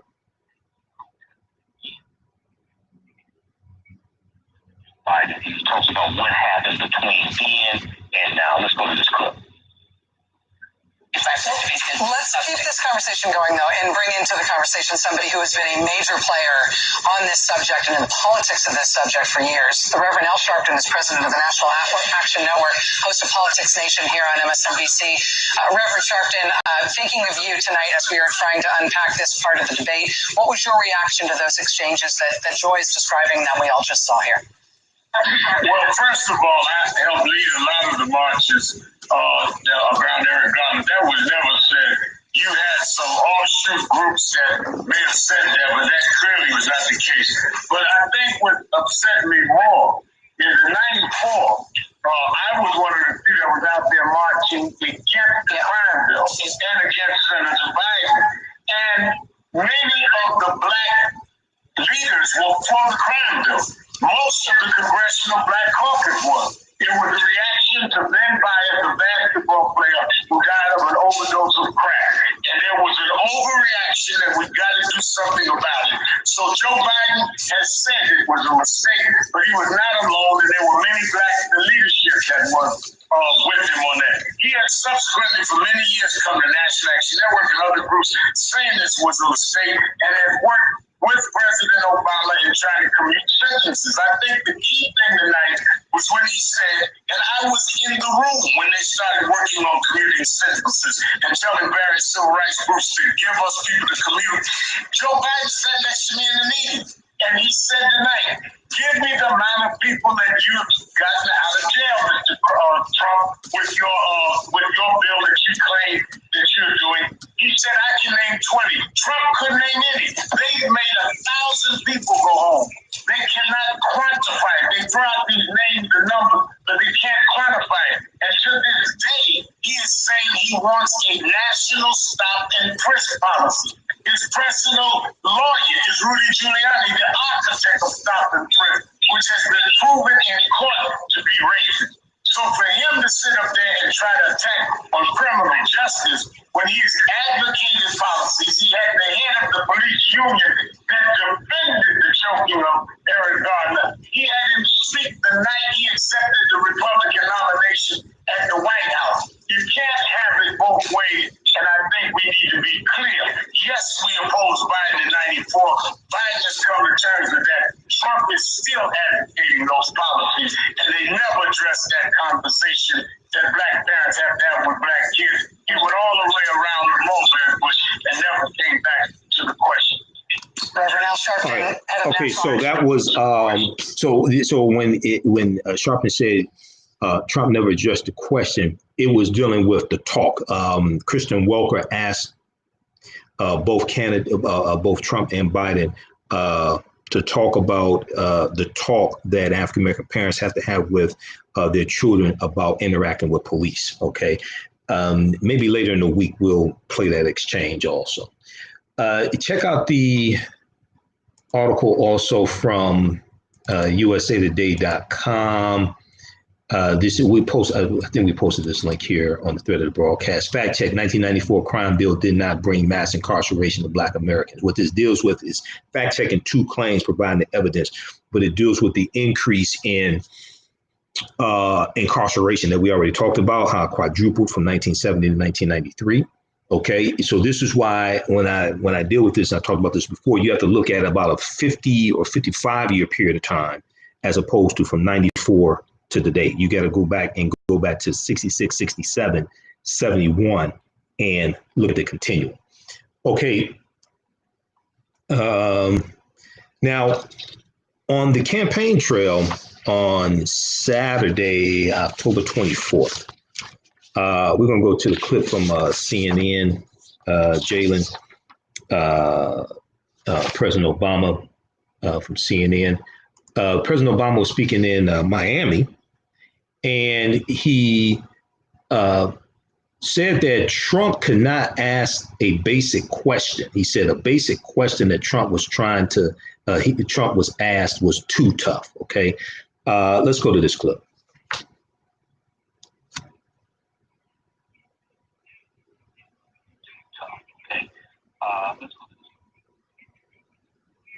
Former president, again, did not hold back as he went on the attack again against President Trump on everything from the pandemic and healthcare to the economy to America's standing in the world. Yeah, Anna, this speech was just as much about promoting his own vice president as it was taking on the current president. President Obama didn't hold back in his criticism of President Trump taking on his approach to the coronavirus and even talking about the president's behavior, comparing it to an internet meme, saying that Florida man doesn't even act that way, that the president's behavior is not normal. And you also heard President Obama kind of mock the president for his 60 Minutes interview that ended, that he walked out of, and also some of that anti-media rhetoric that you've heard at times from the president. President Obama today essentially saying that if you walk out of a 60 Minutes interview, or if you're complaining about the type of coverage that you're getting, that you're not going to be able to stand up to dictators and people like Vladimir Putin. Take a listen to a bit more of what Obama had to say here in Florida. During the debate, Trump was asked, what is your plan for the new phase of COVID? Which is a pretty good question, considering that we just saw the highest number of cases spike up yesterday. So you think he'd be ready for a response? Instead, he just said it wasn't his fault, he didn't have one. He said it's now gone in a bunch of states. Justice states are reaching new record highs nationwide. He doesn't have a plan. He doesn't even acknowledge the reality of what's taking place all across the country. And it gets better because he also sat down with 60 Minutes. He was asked, what's your priority in your second term? And let me say, I've run for president in Miami, so I just want you to know it's a good idea to have an answer to this question. It's a good idea if you're running for re-election to say, here's what I want to accomplish. What did Trump say? He got mad and walked out of the interview. He thought the questions were too tough. Miami, look, if he can't answer a tough question like, what would you like to do in your second term? Then it's our job to make sure he doesn't get a second term.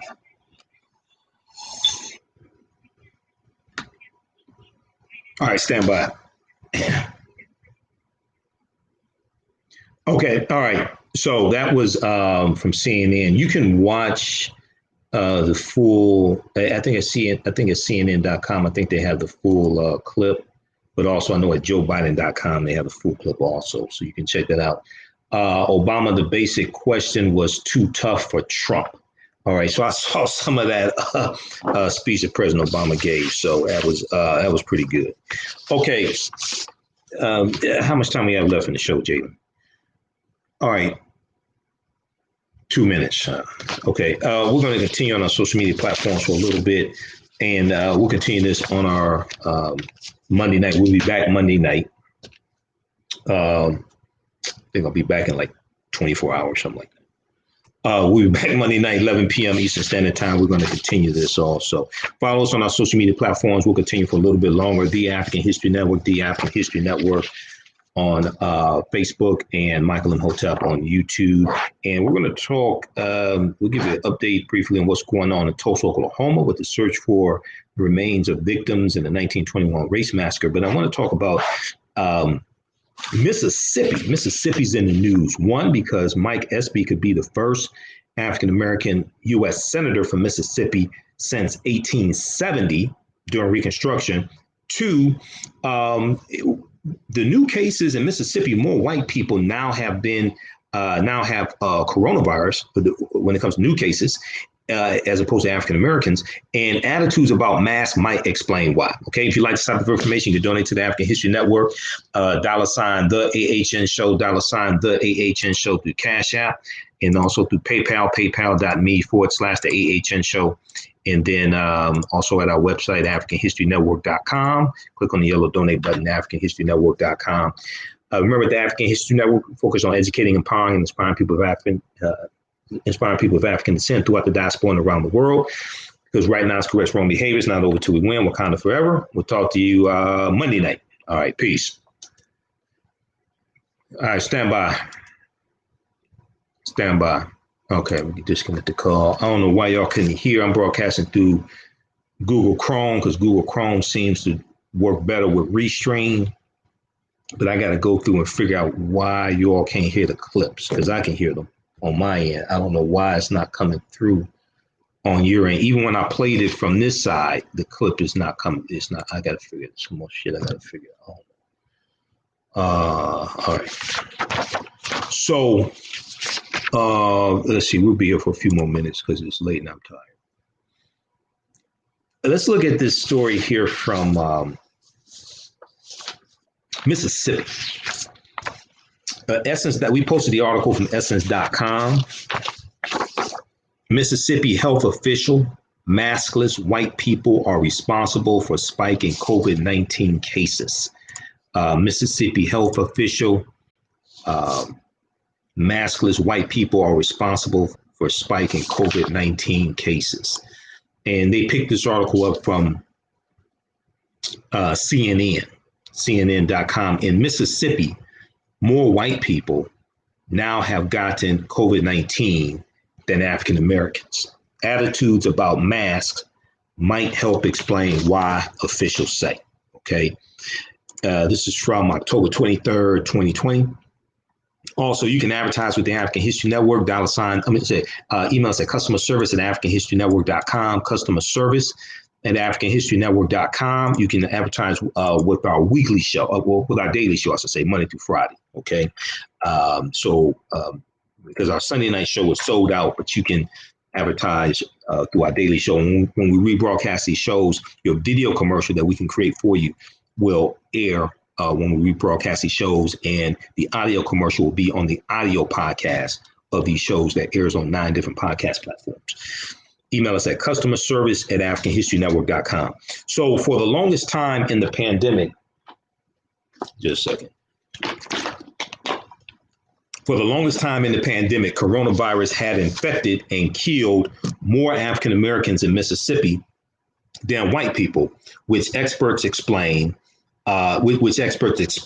in part by pointing to racial health disparities in one of the most impoverished states. Okay, Mississippi has one of the highest poverty rates.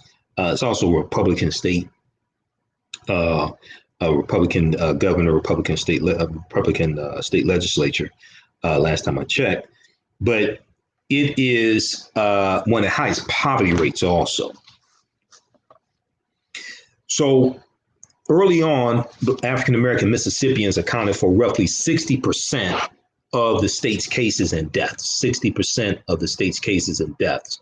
The state health department says, but the tide has turned in the Magnolia state, just as the country is seeing a resurgence resurgence in COVID-19 cases, Mississippi is also. But now, with cases among white people leading the way, whites have surpassed African Americans overall reported COVID-19 death toll around September 21st. Okay. And let me pull up this article here.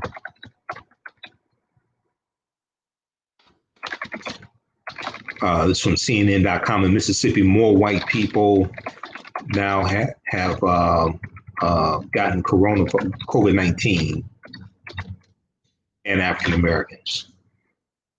It's from CNN.com.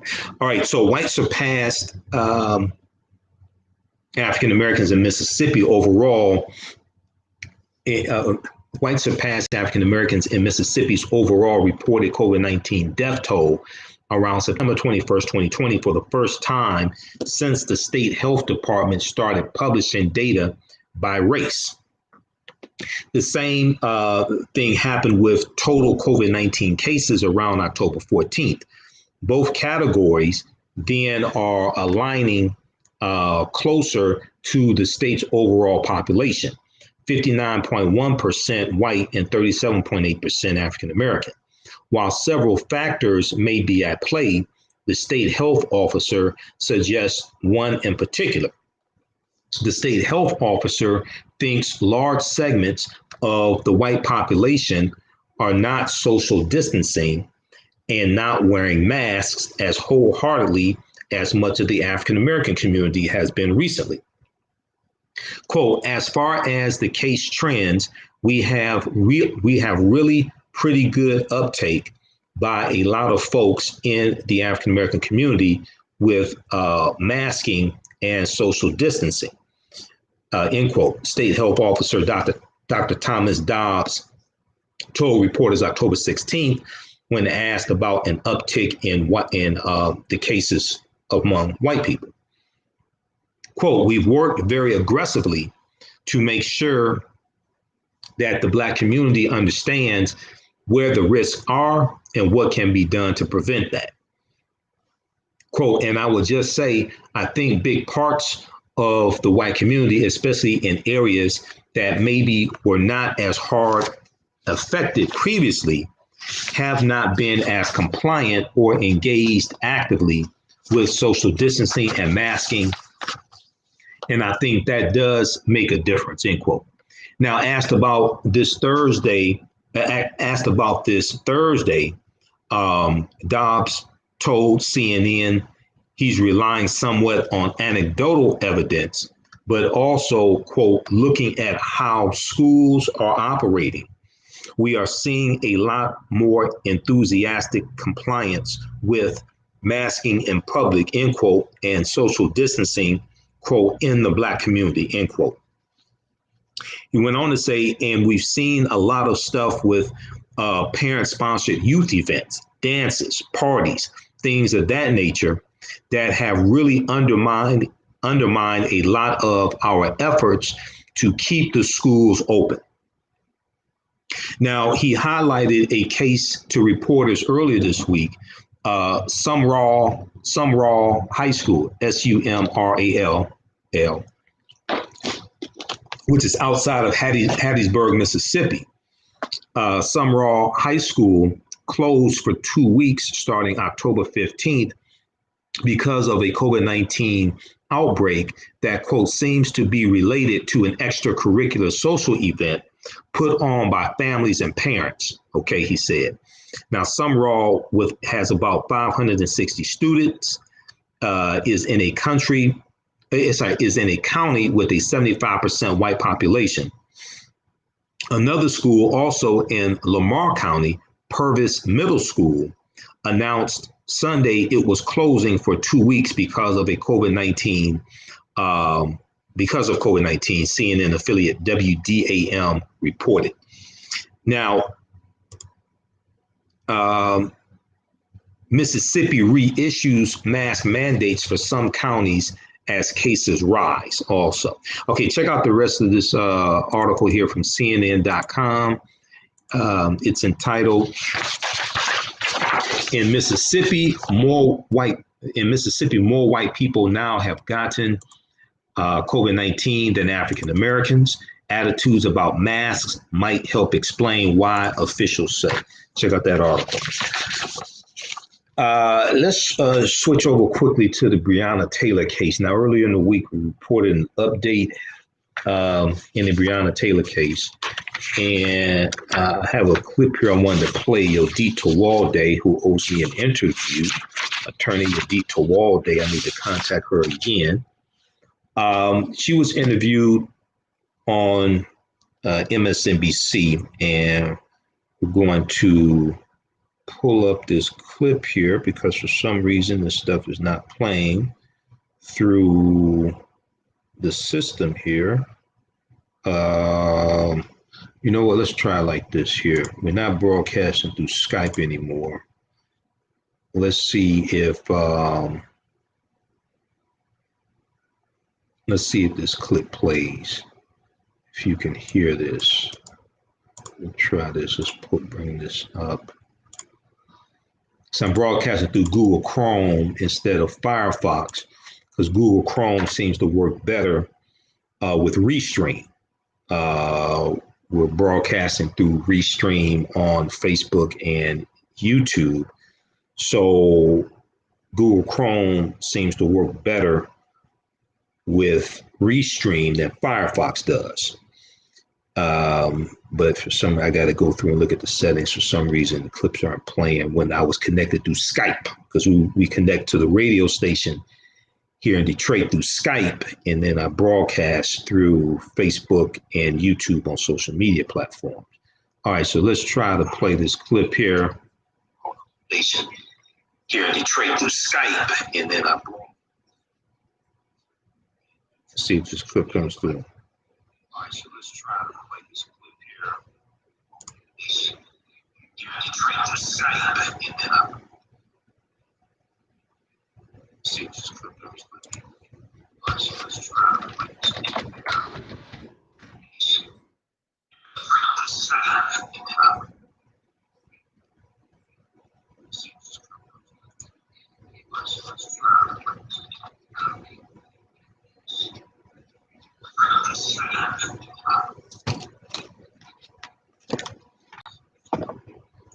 Can y'all hear this clip?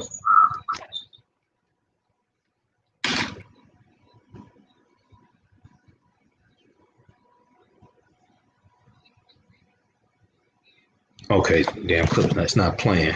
Let's do this another way. Hold on. Okay. It's not playing on this end. It's not playing through here either. So let's try this. Let's try this a different way. Let's do it like this. Let me try to let me try to pull up through my phone. Hold on. All right, just give me a minute here, guys.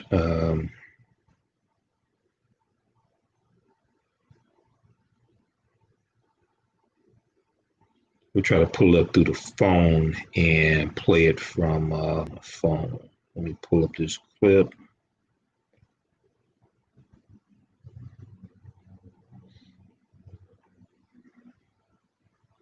This is one of the this is one of the things you run into when you broadcast from home. It's not there. Okay, let's go to, let's pull up like this here.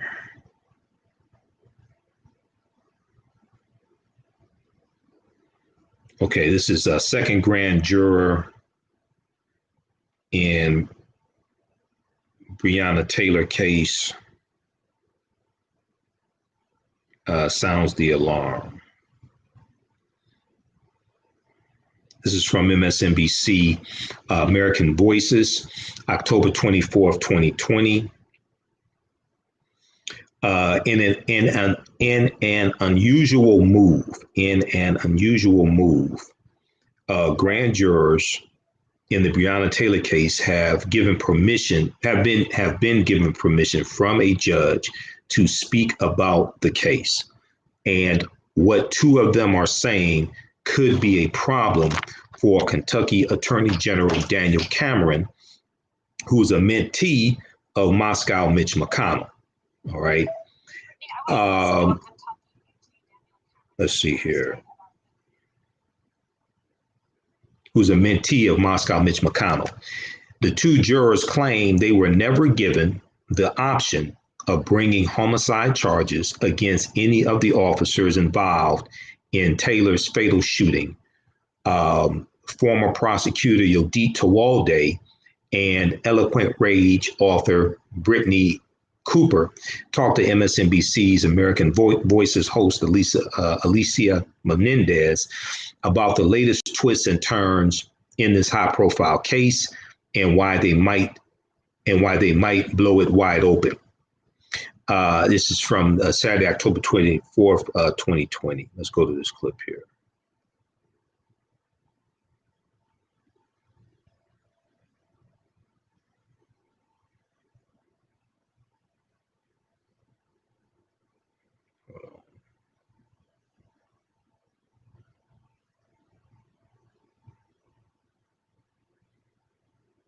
All right, just a second. Let's try this again.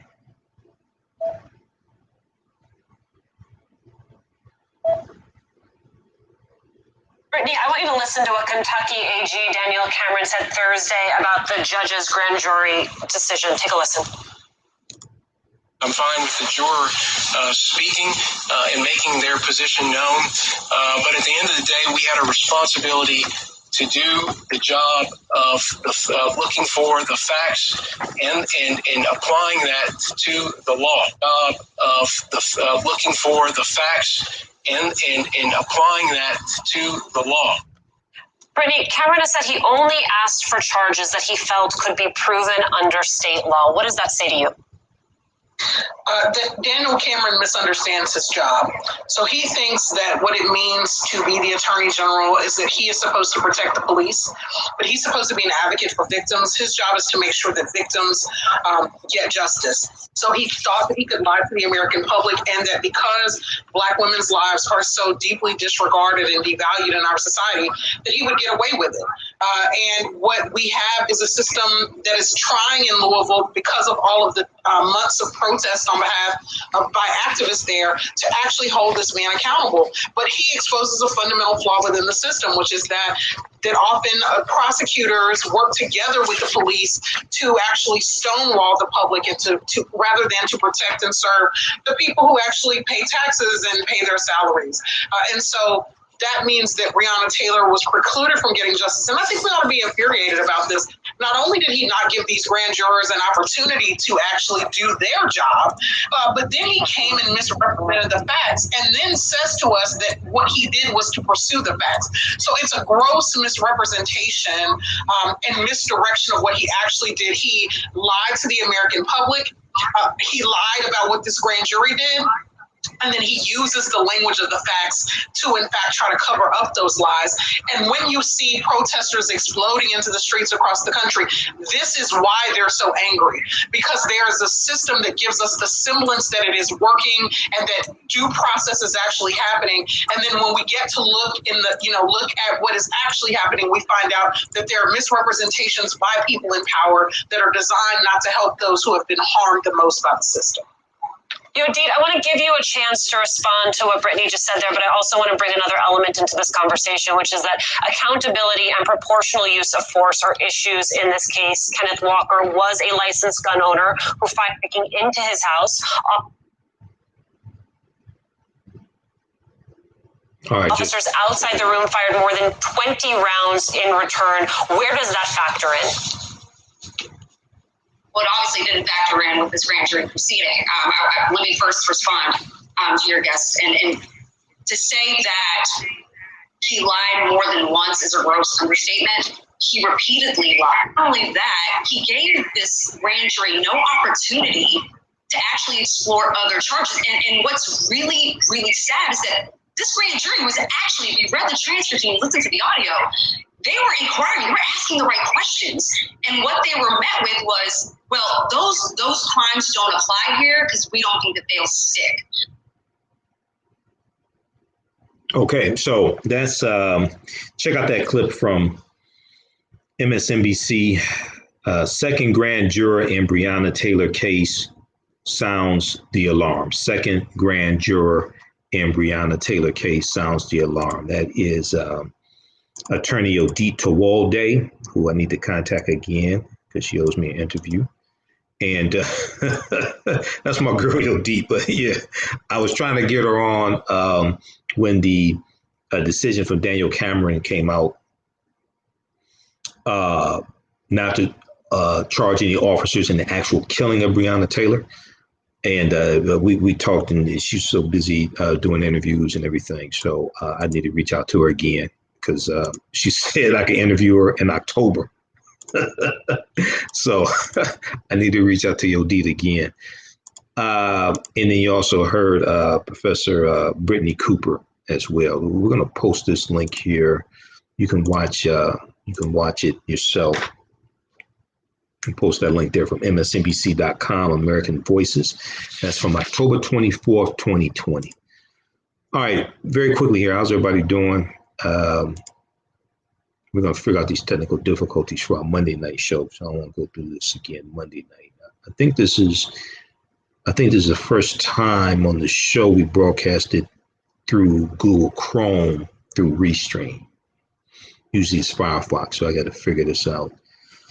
But very quickly here, when we look at coronavirus, Washington Post reported on the 23rd, Friday the 23rd, America hits highest daily number of coronavirus cases since pandemic began. America hits highest number of coronavirus cases since pandemic began. And let's pull this up on the main laptop here.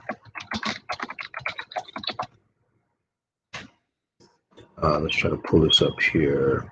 Okay, so 82,600, basically close to 83,000, were reported on Friday, October 23rd.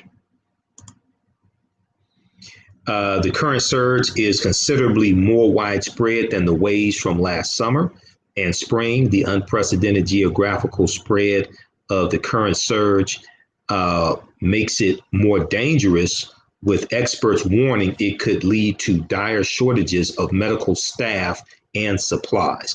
Already, hospitals are reporting shortfalls of basic drugs needed to treat COVID-19, the disease caused by the novel coronavirus. And let me see here. We have, let me try to pull this up.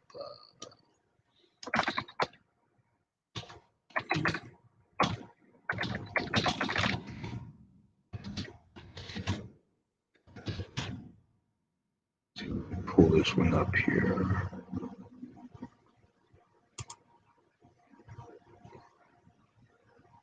That's not it. Where the hell is that?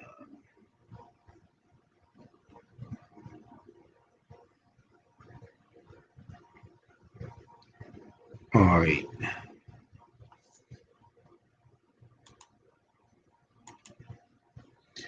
So the United States on Friday hit the highest daily number of cases since the pandemic began, recording at least 82,900 new infections and surpassing the previous record set during the summertime surge of cases across the Sun Belt. Okay, here's the actual.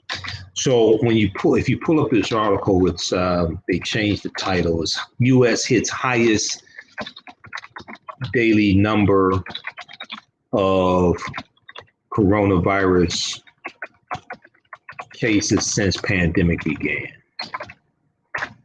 They changed the title of it from when I originally printed it. Okay, here we go. We've got it here. We'll post the link here on the thread of the broadcasters to the Washington Post. So their articles, most of their articles, a lot of their articles and coverage dealing with coronavirus, they're making it free to people. Otherwise, you have to subscribe, because I have a subscription to Washington Post and New York Times. All right. So the rise in numbers put the nation on the precipice of what could be its worst stretch to date in the pandemic, with some hospitals in the West and the Midwest already overwhelmed and death counts beginning to rise. The current surge is considerably more than the waves from last summer and spring. The unprecedented geographical spread of the current surge makes it more dangerous, with experts warning it could lead to dire shortages of medical staff and supplies. Already, hospitals are reporting shortfalls of basic drugs needed to treat COVID-19. And it's not simply a matter of increased testing, identifying more cases. COVID-19 hospitalizations increased in 38 states over the past week. Yeah, this past week was a devastating week for COVID-19. COVID-19 hospitalizations increased in 38 states over the past week. The number of deaths nationally has crested above 1,000 in recent days. The last time the country hit a new daily record for coronavirus cases was July 17th, 2020, 76,533. And just 4 states at that time, just 4 states accounted for more than 40,000 of those cases: Arizona, California, Florida, and Texas, according to a Washington Post analysis. On Friday, October 23rd, 11 states accounted for that same lion's share of cases, which means the infection rate is spreading more in more states. On Friday, October 23rd, 11 states accounted for the same lion's share of cases.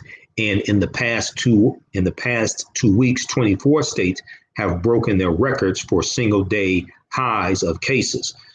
All right, so check out the rest of this at WashingtonPost.com. U.S. hits highest daily number of coronavirus cases since pandemic. Nation is poised to enter its worst stretch yet of the pandemic, with hospitalizations rising in 38 states. Okay, very quickly here, when we have an update dealing with the search in Tulsa, Oklahoma for the remains of victims of the 1921 Race Massacre in Tulsa, Oklahoma, where Black Wall Street was. So abcnews.go.com reported on October 22nd, 2020, a team discovered 12 unmarked coffins buried in Tulsa's Oak Lawn Cemetery. A team discovered 12 unmarked coffins in Tulsa's Oak Lawn Cemetery. Okay, so this is a team of experts searching for Oklahoma's 1921 Tulsa Race Massacre, and they uncovered remains of victims. They uncovered what it says is a mass grave on Wednesday, nearly 100 years after white mobs burned down a section of a town known as Black Wall Street. Okay, so they're going to invade the morning of June 1st, 1921. June 1st, 1921. They're going to invade. You had about 15,000 white people. So the white people lived in South Tulsa, okay, and African Americans were relegated to North Tulsa. And you're going to have hundreds of businesses there. You're going to have something like 21 millionaires. Oil is going to be discovered in Oklahoma in 1905. The business district in North Tulsa began at the intersection of Greenwood, Archer, and Pine. And this is believed that this is where the Gap Band gets their name from, because they're from Tulsa, Oklahoma also. GAP, Gap. Okay, so the group of archaeologists, anthropologists, and historians discovered 12 unmarked coffins containing human remains buried at Tulsa's Oak Lawn Cemetery. The discovery comes one day after the group discovered remains in another unmarked coffin nearby. quote, "This is just an incredible moment," end quote. Oklahoma State archaeologist Carrie, K-A-R-Y, Carrie Stacklebeck said on Thursday. "We still have many questions to answer, but we are definitely a step closer to getting answers." Now, the mass grave is located near the headstones of the only two known massacre victims. The mass grave is located near the headstones of the only two massacre grave victims, and buried in the black section of the Potter's Field at Oaklawn Cemetery. The black section of the Potter's Field at Oaklawn Cemetery. Now, this week's discovery was made in an area known as the Original 18, the Original 18 site. Funeral home records show that at least 18 massacre victims were buried in this area.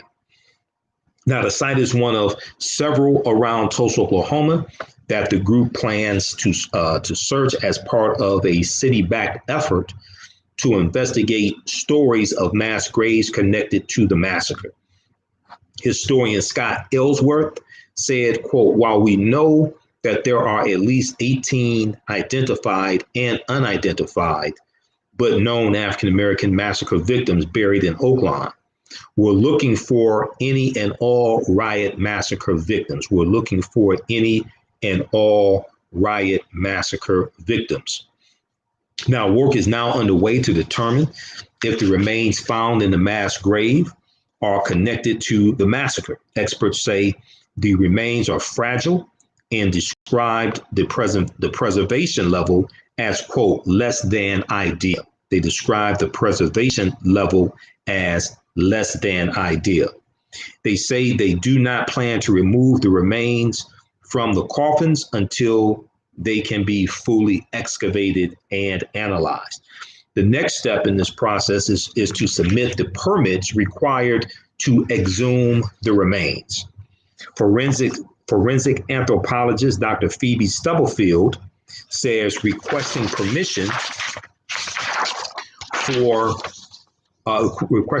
to remove remains for an investigation with no living victims or suspects is a first for everyone on the research team.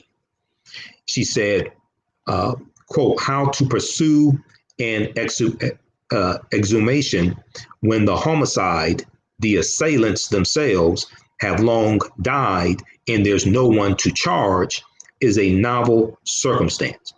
Now, 100 years ago, the Greenwood District was an affluent area of Tulsa, Oklahoma, known as Black Wall Street, and was home to 1,200 Black residents and hundreds of Black-owned businesses. Now, they may just be talking about the business district because there were about 11,000 people that lived in North Tulsa, the overwhelming majority of them African-American. You had a small number of Creek Indians that lived there because Tulsa, Oklahoma was founded by Creek Indians around 1836. And they get pushed off their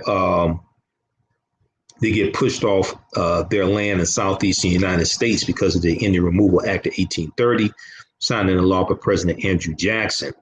And the Choctaw, Chickasaw, Creek, Cherokee, and Seminole Indians all go out west over 1,000 miles on what's known as the Trail of Tears, okay? So, and when they go into Oklahoma, they're going to take their African slaves with them because they all own African slaves also. All right. Now, check out this book here from Hannibal B. Johnson. This is one of the best books dealing with the history of Black Wall Street.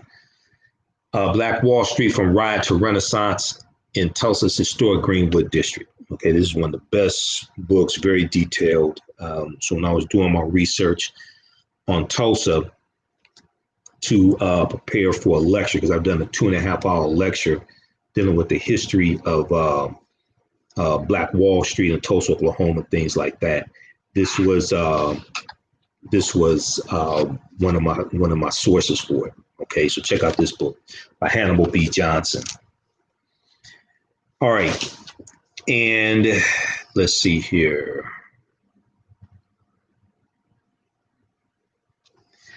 All right, how's everybody doing? Okay, everybody share this broadcast on your social media platforms. Invite your friends to tune in also.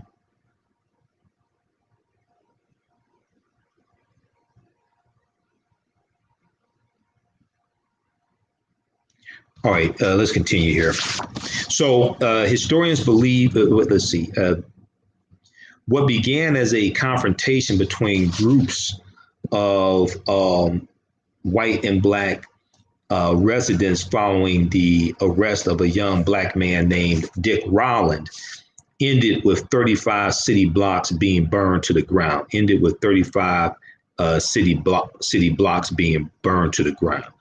Now, all of North Tulsa was not destroyed, okay? And what's important to understand is that we rebuilt Black Wall Street after the race riot. We rebuilt Black Wall Street with our own dollars after the race riot. Okay, that's a part of the story that a lot of people don't know.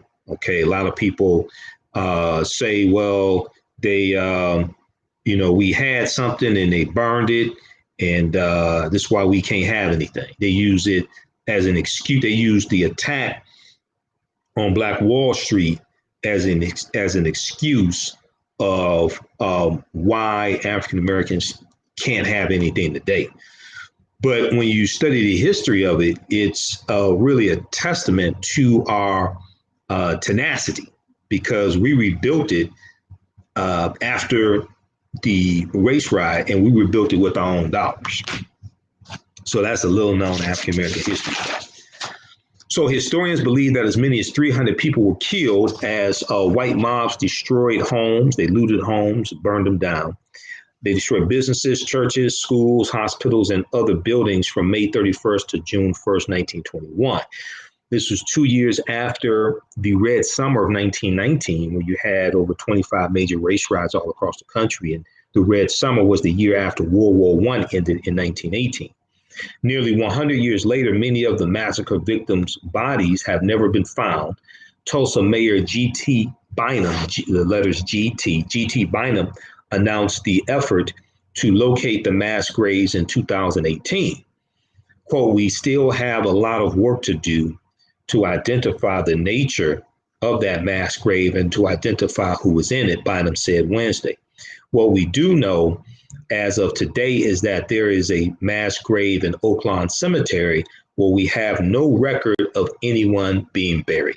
So check out this article here from abcnews.go.com, abcnews.go.com, official website of ABC News. Mass grave discovered in search for 1921 Tulsa Race Massacre victims.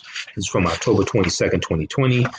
Also, there's an article from WSMV.com, that they picked up from the Associated Press from October 21st, 2020. 11 bodies found in unmarked grave in search for 1921 Race Massacre victims. So we'll give you updates throughout the week on our nightly show as they come in. All right. Also, if you like this type of information, you can donate to the African History Network, $, the AHN Show through Cash App, $, the AHN Show through Cash App, also through PayPal, paypal.me/the AHN Show, paypal.me/the AHN Show. So this helps us to broadcast 6 days a week instead of 1 day a week. All right, so this really helps because that's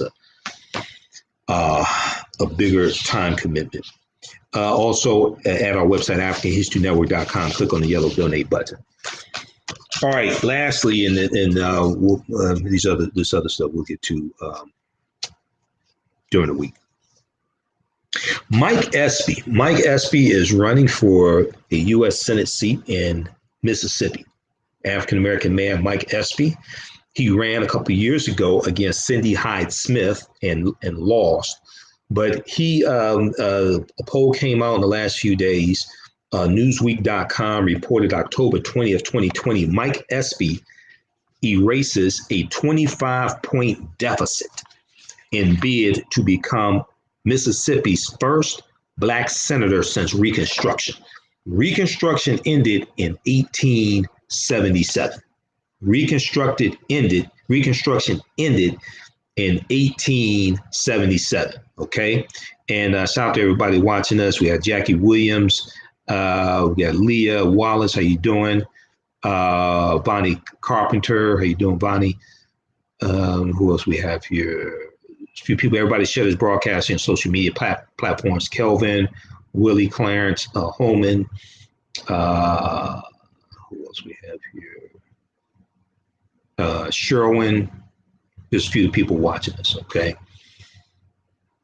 So just about 2 years ago, Mike Espy was on stage at the Mississippi Civil Rights Museum giving a concession speech in a special election to the U.S. Senate. When it hit him, he might have lost, but he wasn't giving up. He might have lost, but he was not giving up, okay? Now, we talked about this Senate race 2 years ago. He lost to Cindy Hyde Smith, the public hanging woman.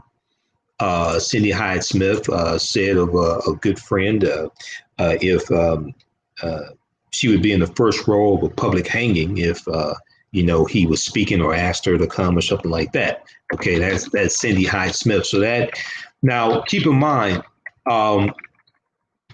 Mississippi had the most number of lynchings also. Mississippi is where Emmett Till was lynched August 28th, 1955, August 28th, 1955, in Money, Mississippi. And then also June 21st, 1964, is when the three civil rights workers, Goodman, Schwerner, and Cheney, were killed in Philadelphia, Mississippi. All right, so Mississippi has a long history of racism and discrimination against African Americans, but also terrorism against African Americans as well.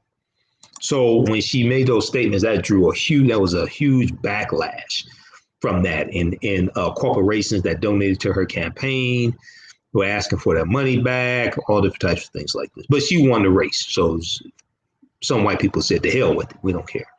Apparently, so fast forward 2 years. And Mike Espy has done just that. Since March, Mike Espy has gone from being more than 25 points behind his opponent, Senator Cindy Hyde Smith, to just 1 point back, according to polls of likely voters from the Tyson Group,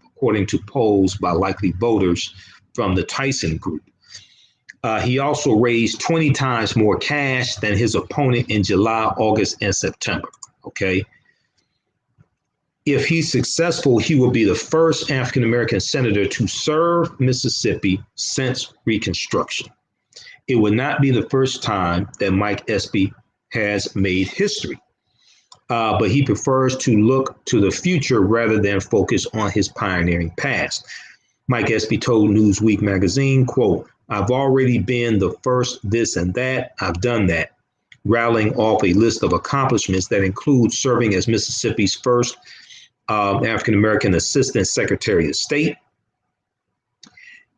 and Assistant Attorney General and Congressman since the late 1800s, a position he was reelected to 3 times before becoming the first African-American person to lead the United States Department of Agriculture under President Bill Clinton.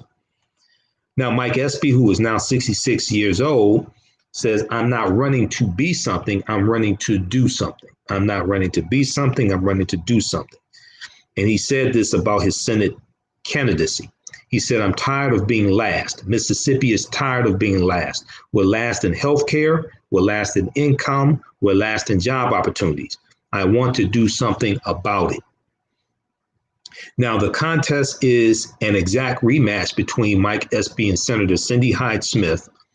The two faced off 2 years ago to fill the seat vacated by longtime Republican Thad Cochran, who resigned the middle of his term due to health reasons. Mike Espy came closer than any Democrat in 36 years to winning statewide office in Mississippi, losing to Cindy Hyde Smith by roughly 8 percentage points. He remembered thinking if he had more time to campaign, the result would have been much closer.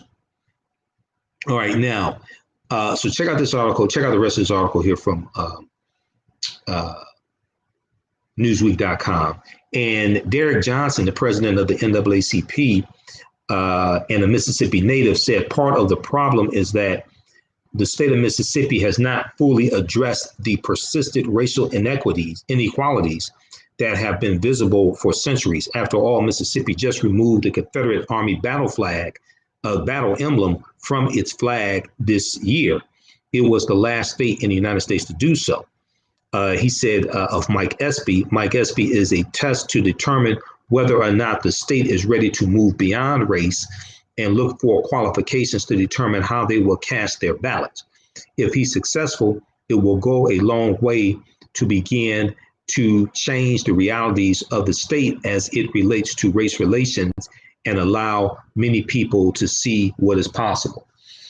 Okay, so check out the rest of this article here. We're going to post the link.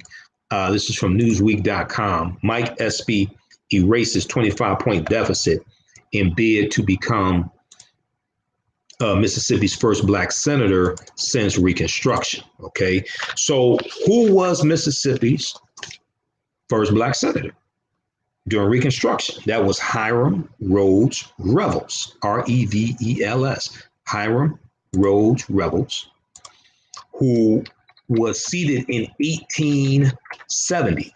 This is 5 years after slavery ended. 5 years after slavery ended, you have an African-American senator from Mississippi. But chattel slavery ended 155 years ago, and we haven't had one since Hiram Rhodes Revels. Imagine that. Wonder why. Can't put my finger on it. Can't figure that out. But let's go to history.com. Let's go to this article from history.com. August 29th, 2018, the first Black man elected to Congress was nearly blocked from taking his seat. The first Black man elected to Congress was nearly blocked from taking his seat. This is the story of Hiram Rhodes Revels. And let me pull this up here. Okay, so Hiram Rhodes Revels arrived on Capitol Hill to take his seat as the first Black member of the U.S. Congress in 1870. But first, the Mississippi Republican faced Democrats determined to block him. Now, this is long before the party realignment. This is 5 years after the Civil War ends. I heard, so I was listening to, because I listened to Reverend Al Sharpton's show also. I listened to a lot of stuff and watch a lot of people, listen to Roland. I heard some dumbass calling the Reverend Al Sharpton show, and he wasn't even on that day. It was Pastor Charles Williams III was sitting in for him, and this person said the Democratic Party, how they say that? They said the Democrats created slavery. The Democratic Party was founded January 8, 1828. Slavery existed in 1787 at the Philadelphia Convention when they drafted the Constitution. That's not true. But I don't know where people get this stuff from, this sugar honey iced tea from. I don't know where they're getting this stuff from. That's false. So we talked about the party realignment that goes back to 1928 and the Southern strategy that Republicans are going to use. And then also, I just find it interesting people skip over the compromise of 1877, which was the agreement between Republicans and Democrats to allow for the Republican candidate to become president because neither one had enough electoral college votes to win an electoral college. And Rutherford B. Hayes, the Republican, it was an agreement between the Republicans and Democrats to allow Rutherford B. Hayes, the Republican, to become president. And the Republicans agreed to remove the Union troops out of the South that were enforcing the rights to a certain extent of African Americans and the former slaves and protecting them. Okay, this ends Reconstruction. It's between the Republicans and the Democrats. I just find people just skip over that history. I don't know why, but okay. So the U.S. Constitution requires senators to hold citizenship for at least 9 years, okay? And they have to be citizens of at least 9 years in the U.S. to become a U.S. senator. And they argued Hiram Revels had only recently become a citizen with the 1866 Civil Rights Act and the 14th Amendment, because the 14th Amendment is based upon the 1866 Civil Rights Act. Civil rights didn't start with Dr. King and the Montgomery bus boycott. Civil rights didn't start with the 1964 Civil Rights Act. Yes, Civil Rights Act going back to 1866. The one in 1865 was vetoed by President Andrew Johnson. The radical Republicans come back with one in 1866.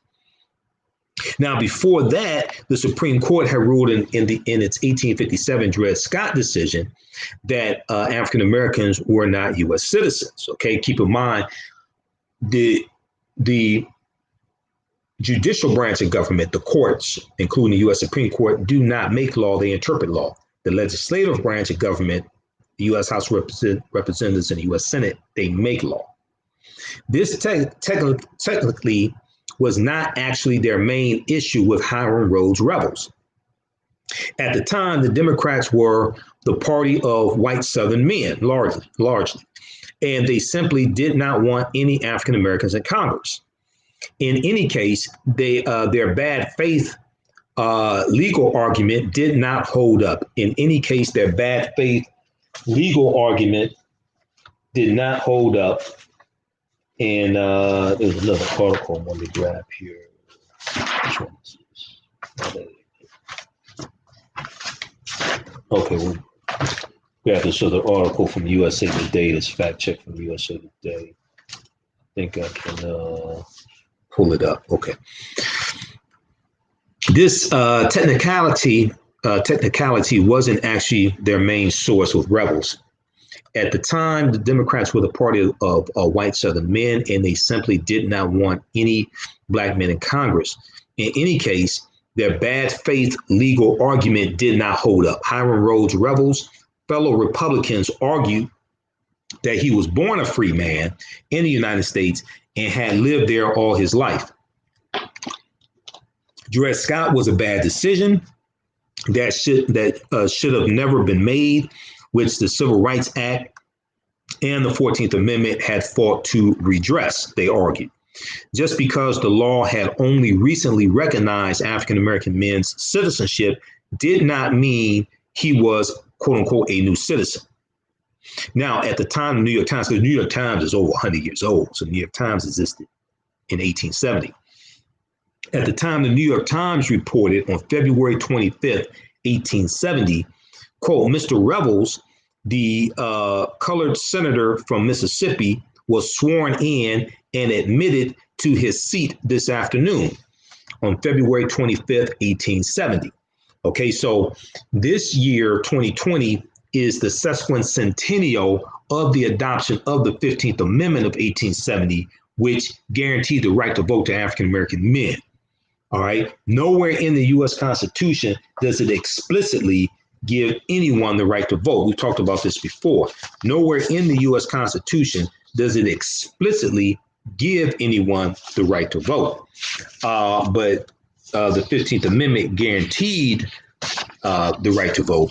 And in my presentations for African American History Month this year, the official theme for African American History Month in February, and actually the annual theme is African Americans and the vote. African Americans and the vote. There's an official theme that comes out each year from the Association for the Study of African American Life and History, ASALH, which is the organization that Dr. Carter G. Woodson co-founded September 9th, 1915 in Chicago.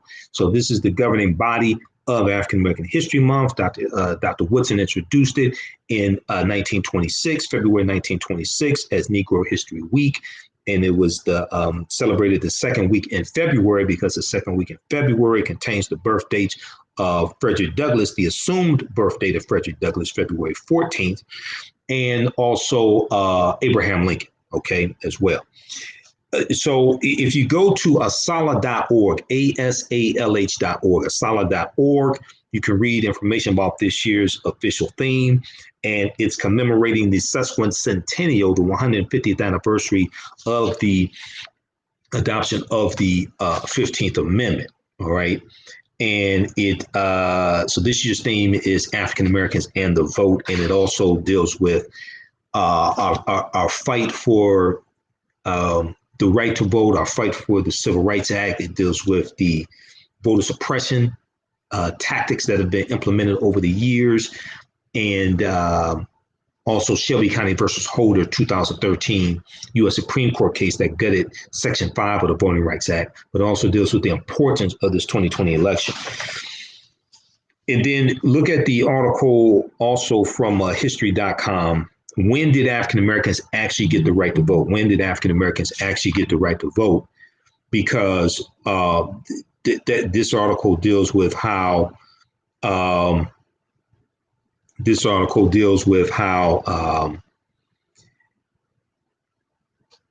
it deals with how the nowhere in the U.S. Constitution, nowhere in the U.S. Constitution does it explicitly give anyone the right to vote.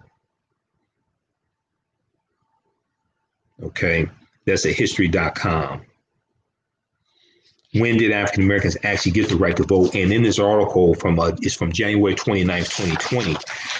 It talks about the 14th and 15th Amendments, Reconstruction, Civil Rights era, and then it deals with continued challenges to Black voting rights. And it talks about the 2012 presidential election when Barack Obama was on the ballot and how a record number of African Americans voted. 66.6% of eligible Black voters turned out to re-elect President Barack Obama. Then it deals with 2013, the backlash that hit in 2013 with the Supreme Court case of Shelby County versus Holder, which struck down a key provision of the Voting Rights Act. It was a 5-4 ruling. Shelby County is in Alabama. Alabama was ground zero for the fight for the 1965 Voting Rights Act. And Shelby in the 5-4 ruling in Shelby County versus Holder, U.S. Supreme Court ruled that it was unconstitutional to require states with a history of voter discrimination to seek federal approval before changing their election laws and changing locations of polling locations, how many weekends you can have early voting, all different types of changes like that states and territories wanted to make that had a history of putting obstacles in the way of us voting, like poll taxes and literacy tests, grandfather clauses, etc. They had to get permission from a federal judge. So in the wake of the court's decision, a number of states passed new restrictions on voting, including limiting early voting and requiring voters to show photo ID. Supporters argue such measures are designed to prevent voter fraud, while critics say they, like poll taxes and literacy tests before them, disproportionately affect poor, elderly, African American, and Hispanic voters. We're seeing some of this in some of these states with these long lines. Now, there is a huge increase in early voting. We know that. But also in states like Georgia, Texas, there has been a number of polling places closed. I posted an article from Vice.com in the past few days, which talks about how there are 21,000 fewer polling. It was, hold on, let me pull up this article here from Vice. I'm going to get the number right. We know in the 2016 presidential election, there were 868 fewer polling places. Let me try to pull up this article here from Vice.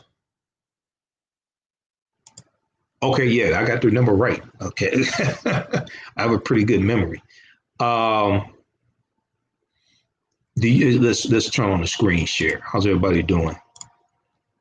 Let's turn on the screen share here. Can we go to? Let's go. Did this come up? We have two of them up. Let's pull this one up in a second tab. This is from Vice.com.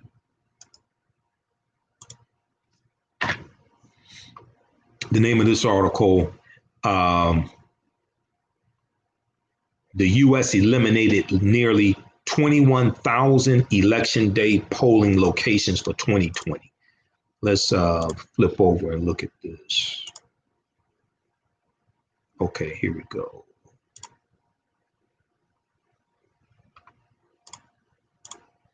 Vice.com, it shows people standing in line. Now, this picture is from people lined up to vote at a shopping center on the first day of in-person early voting on October 17th, 2020 in Las Vegas, Nevada.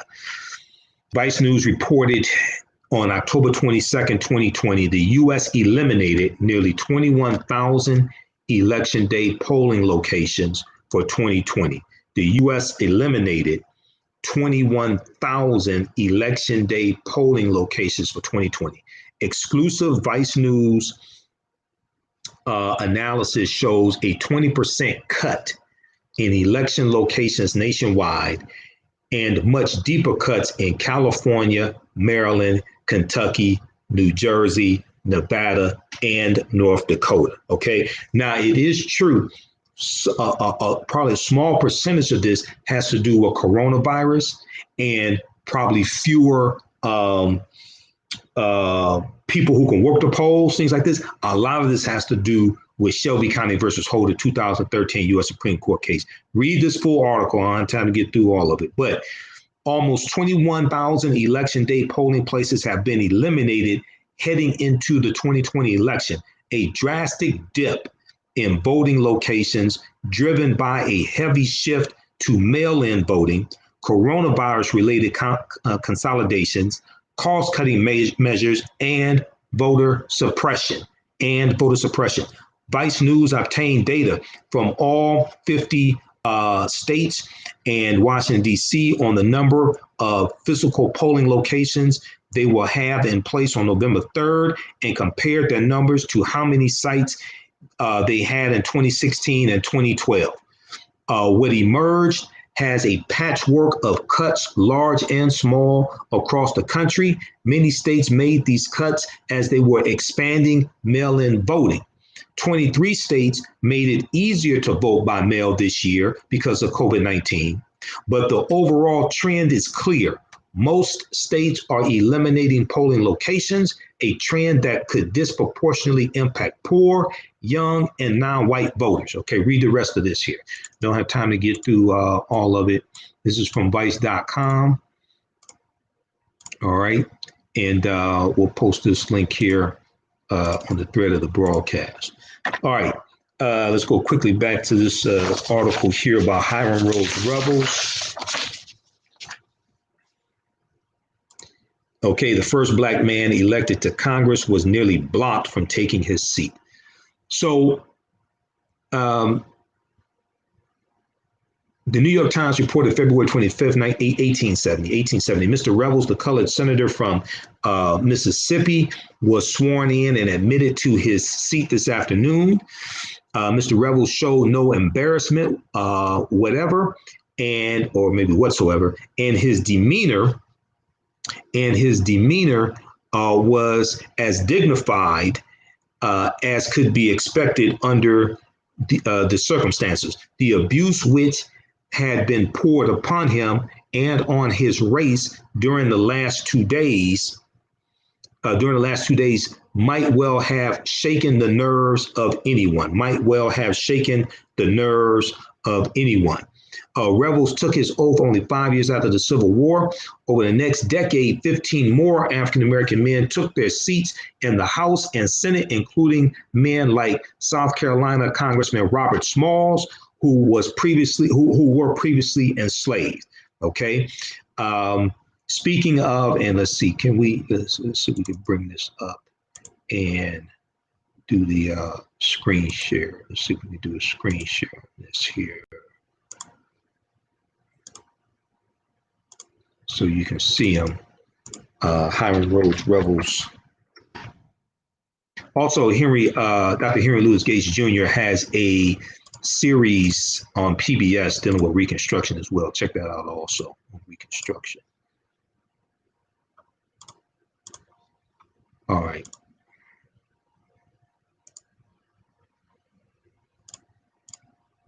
So this is the article here. The first black man elected to Congress was nearly blocked from taking his seat. Over the next decade, 15 more black men would take their seats in the House and Senate as Reconstruction allowed a radical, if brief, transformation of government. This article is from Becky Little for History.com. All right, now, here's a picture of Hiram Rose Revels, Mississippi senator. Quote, it really does reflect what a revolutionary period Reconstruction was, says Gregory Downs, a history professor at the University of California, Davis. Congress had ordered the Army to register black Southern men to vote in 1867. Congress had ordered the Army to register black Southern men to vote in 1867. Quote, in a series of a few months, you had people in South Carolina and other places who have been slaves as recently as two or 3 years before, now participating, now voting, and even being elected to serve to remake the Constitution. The large population of enslaved people meant that there were many more black voters in the South than the North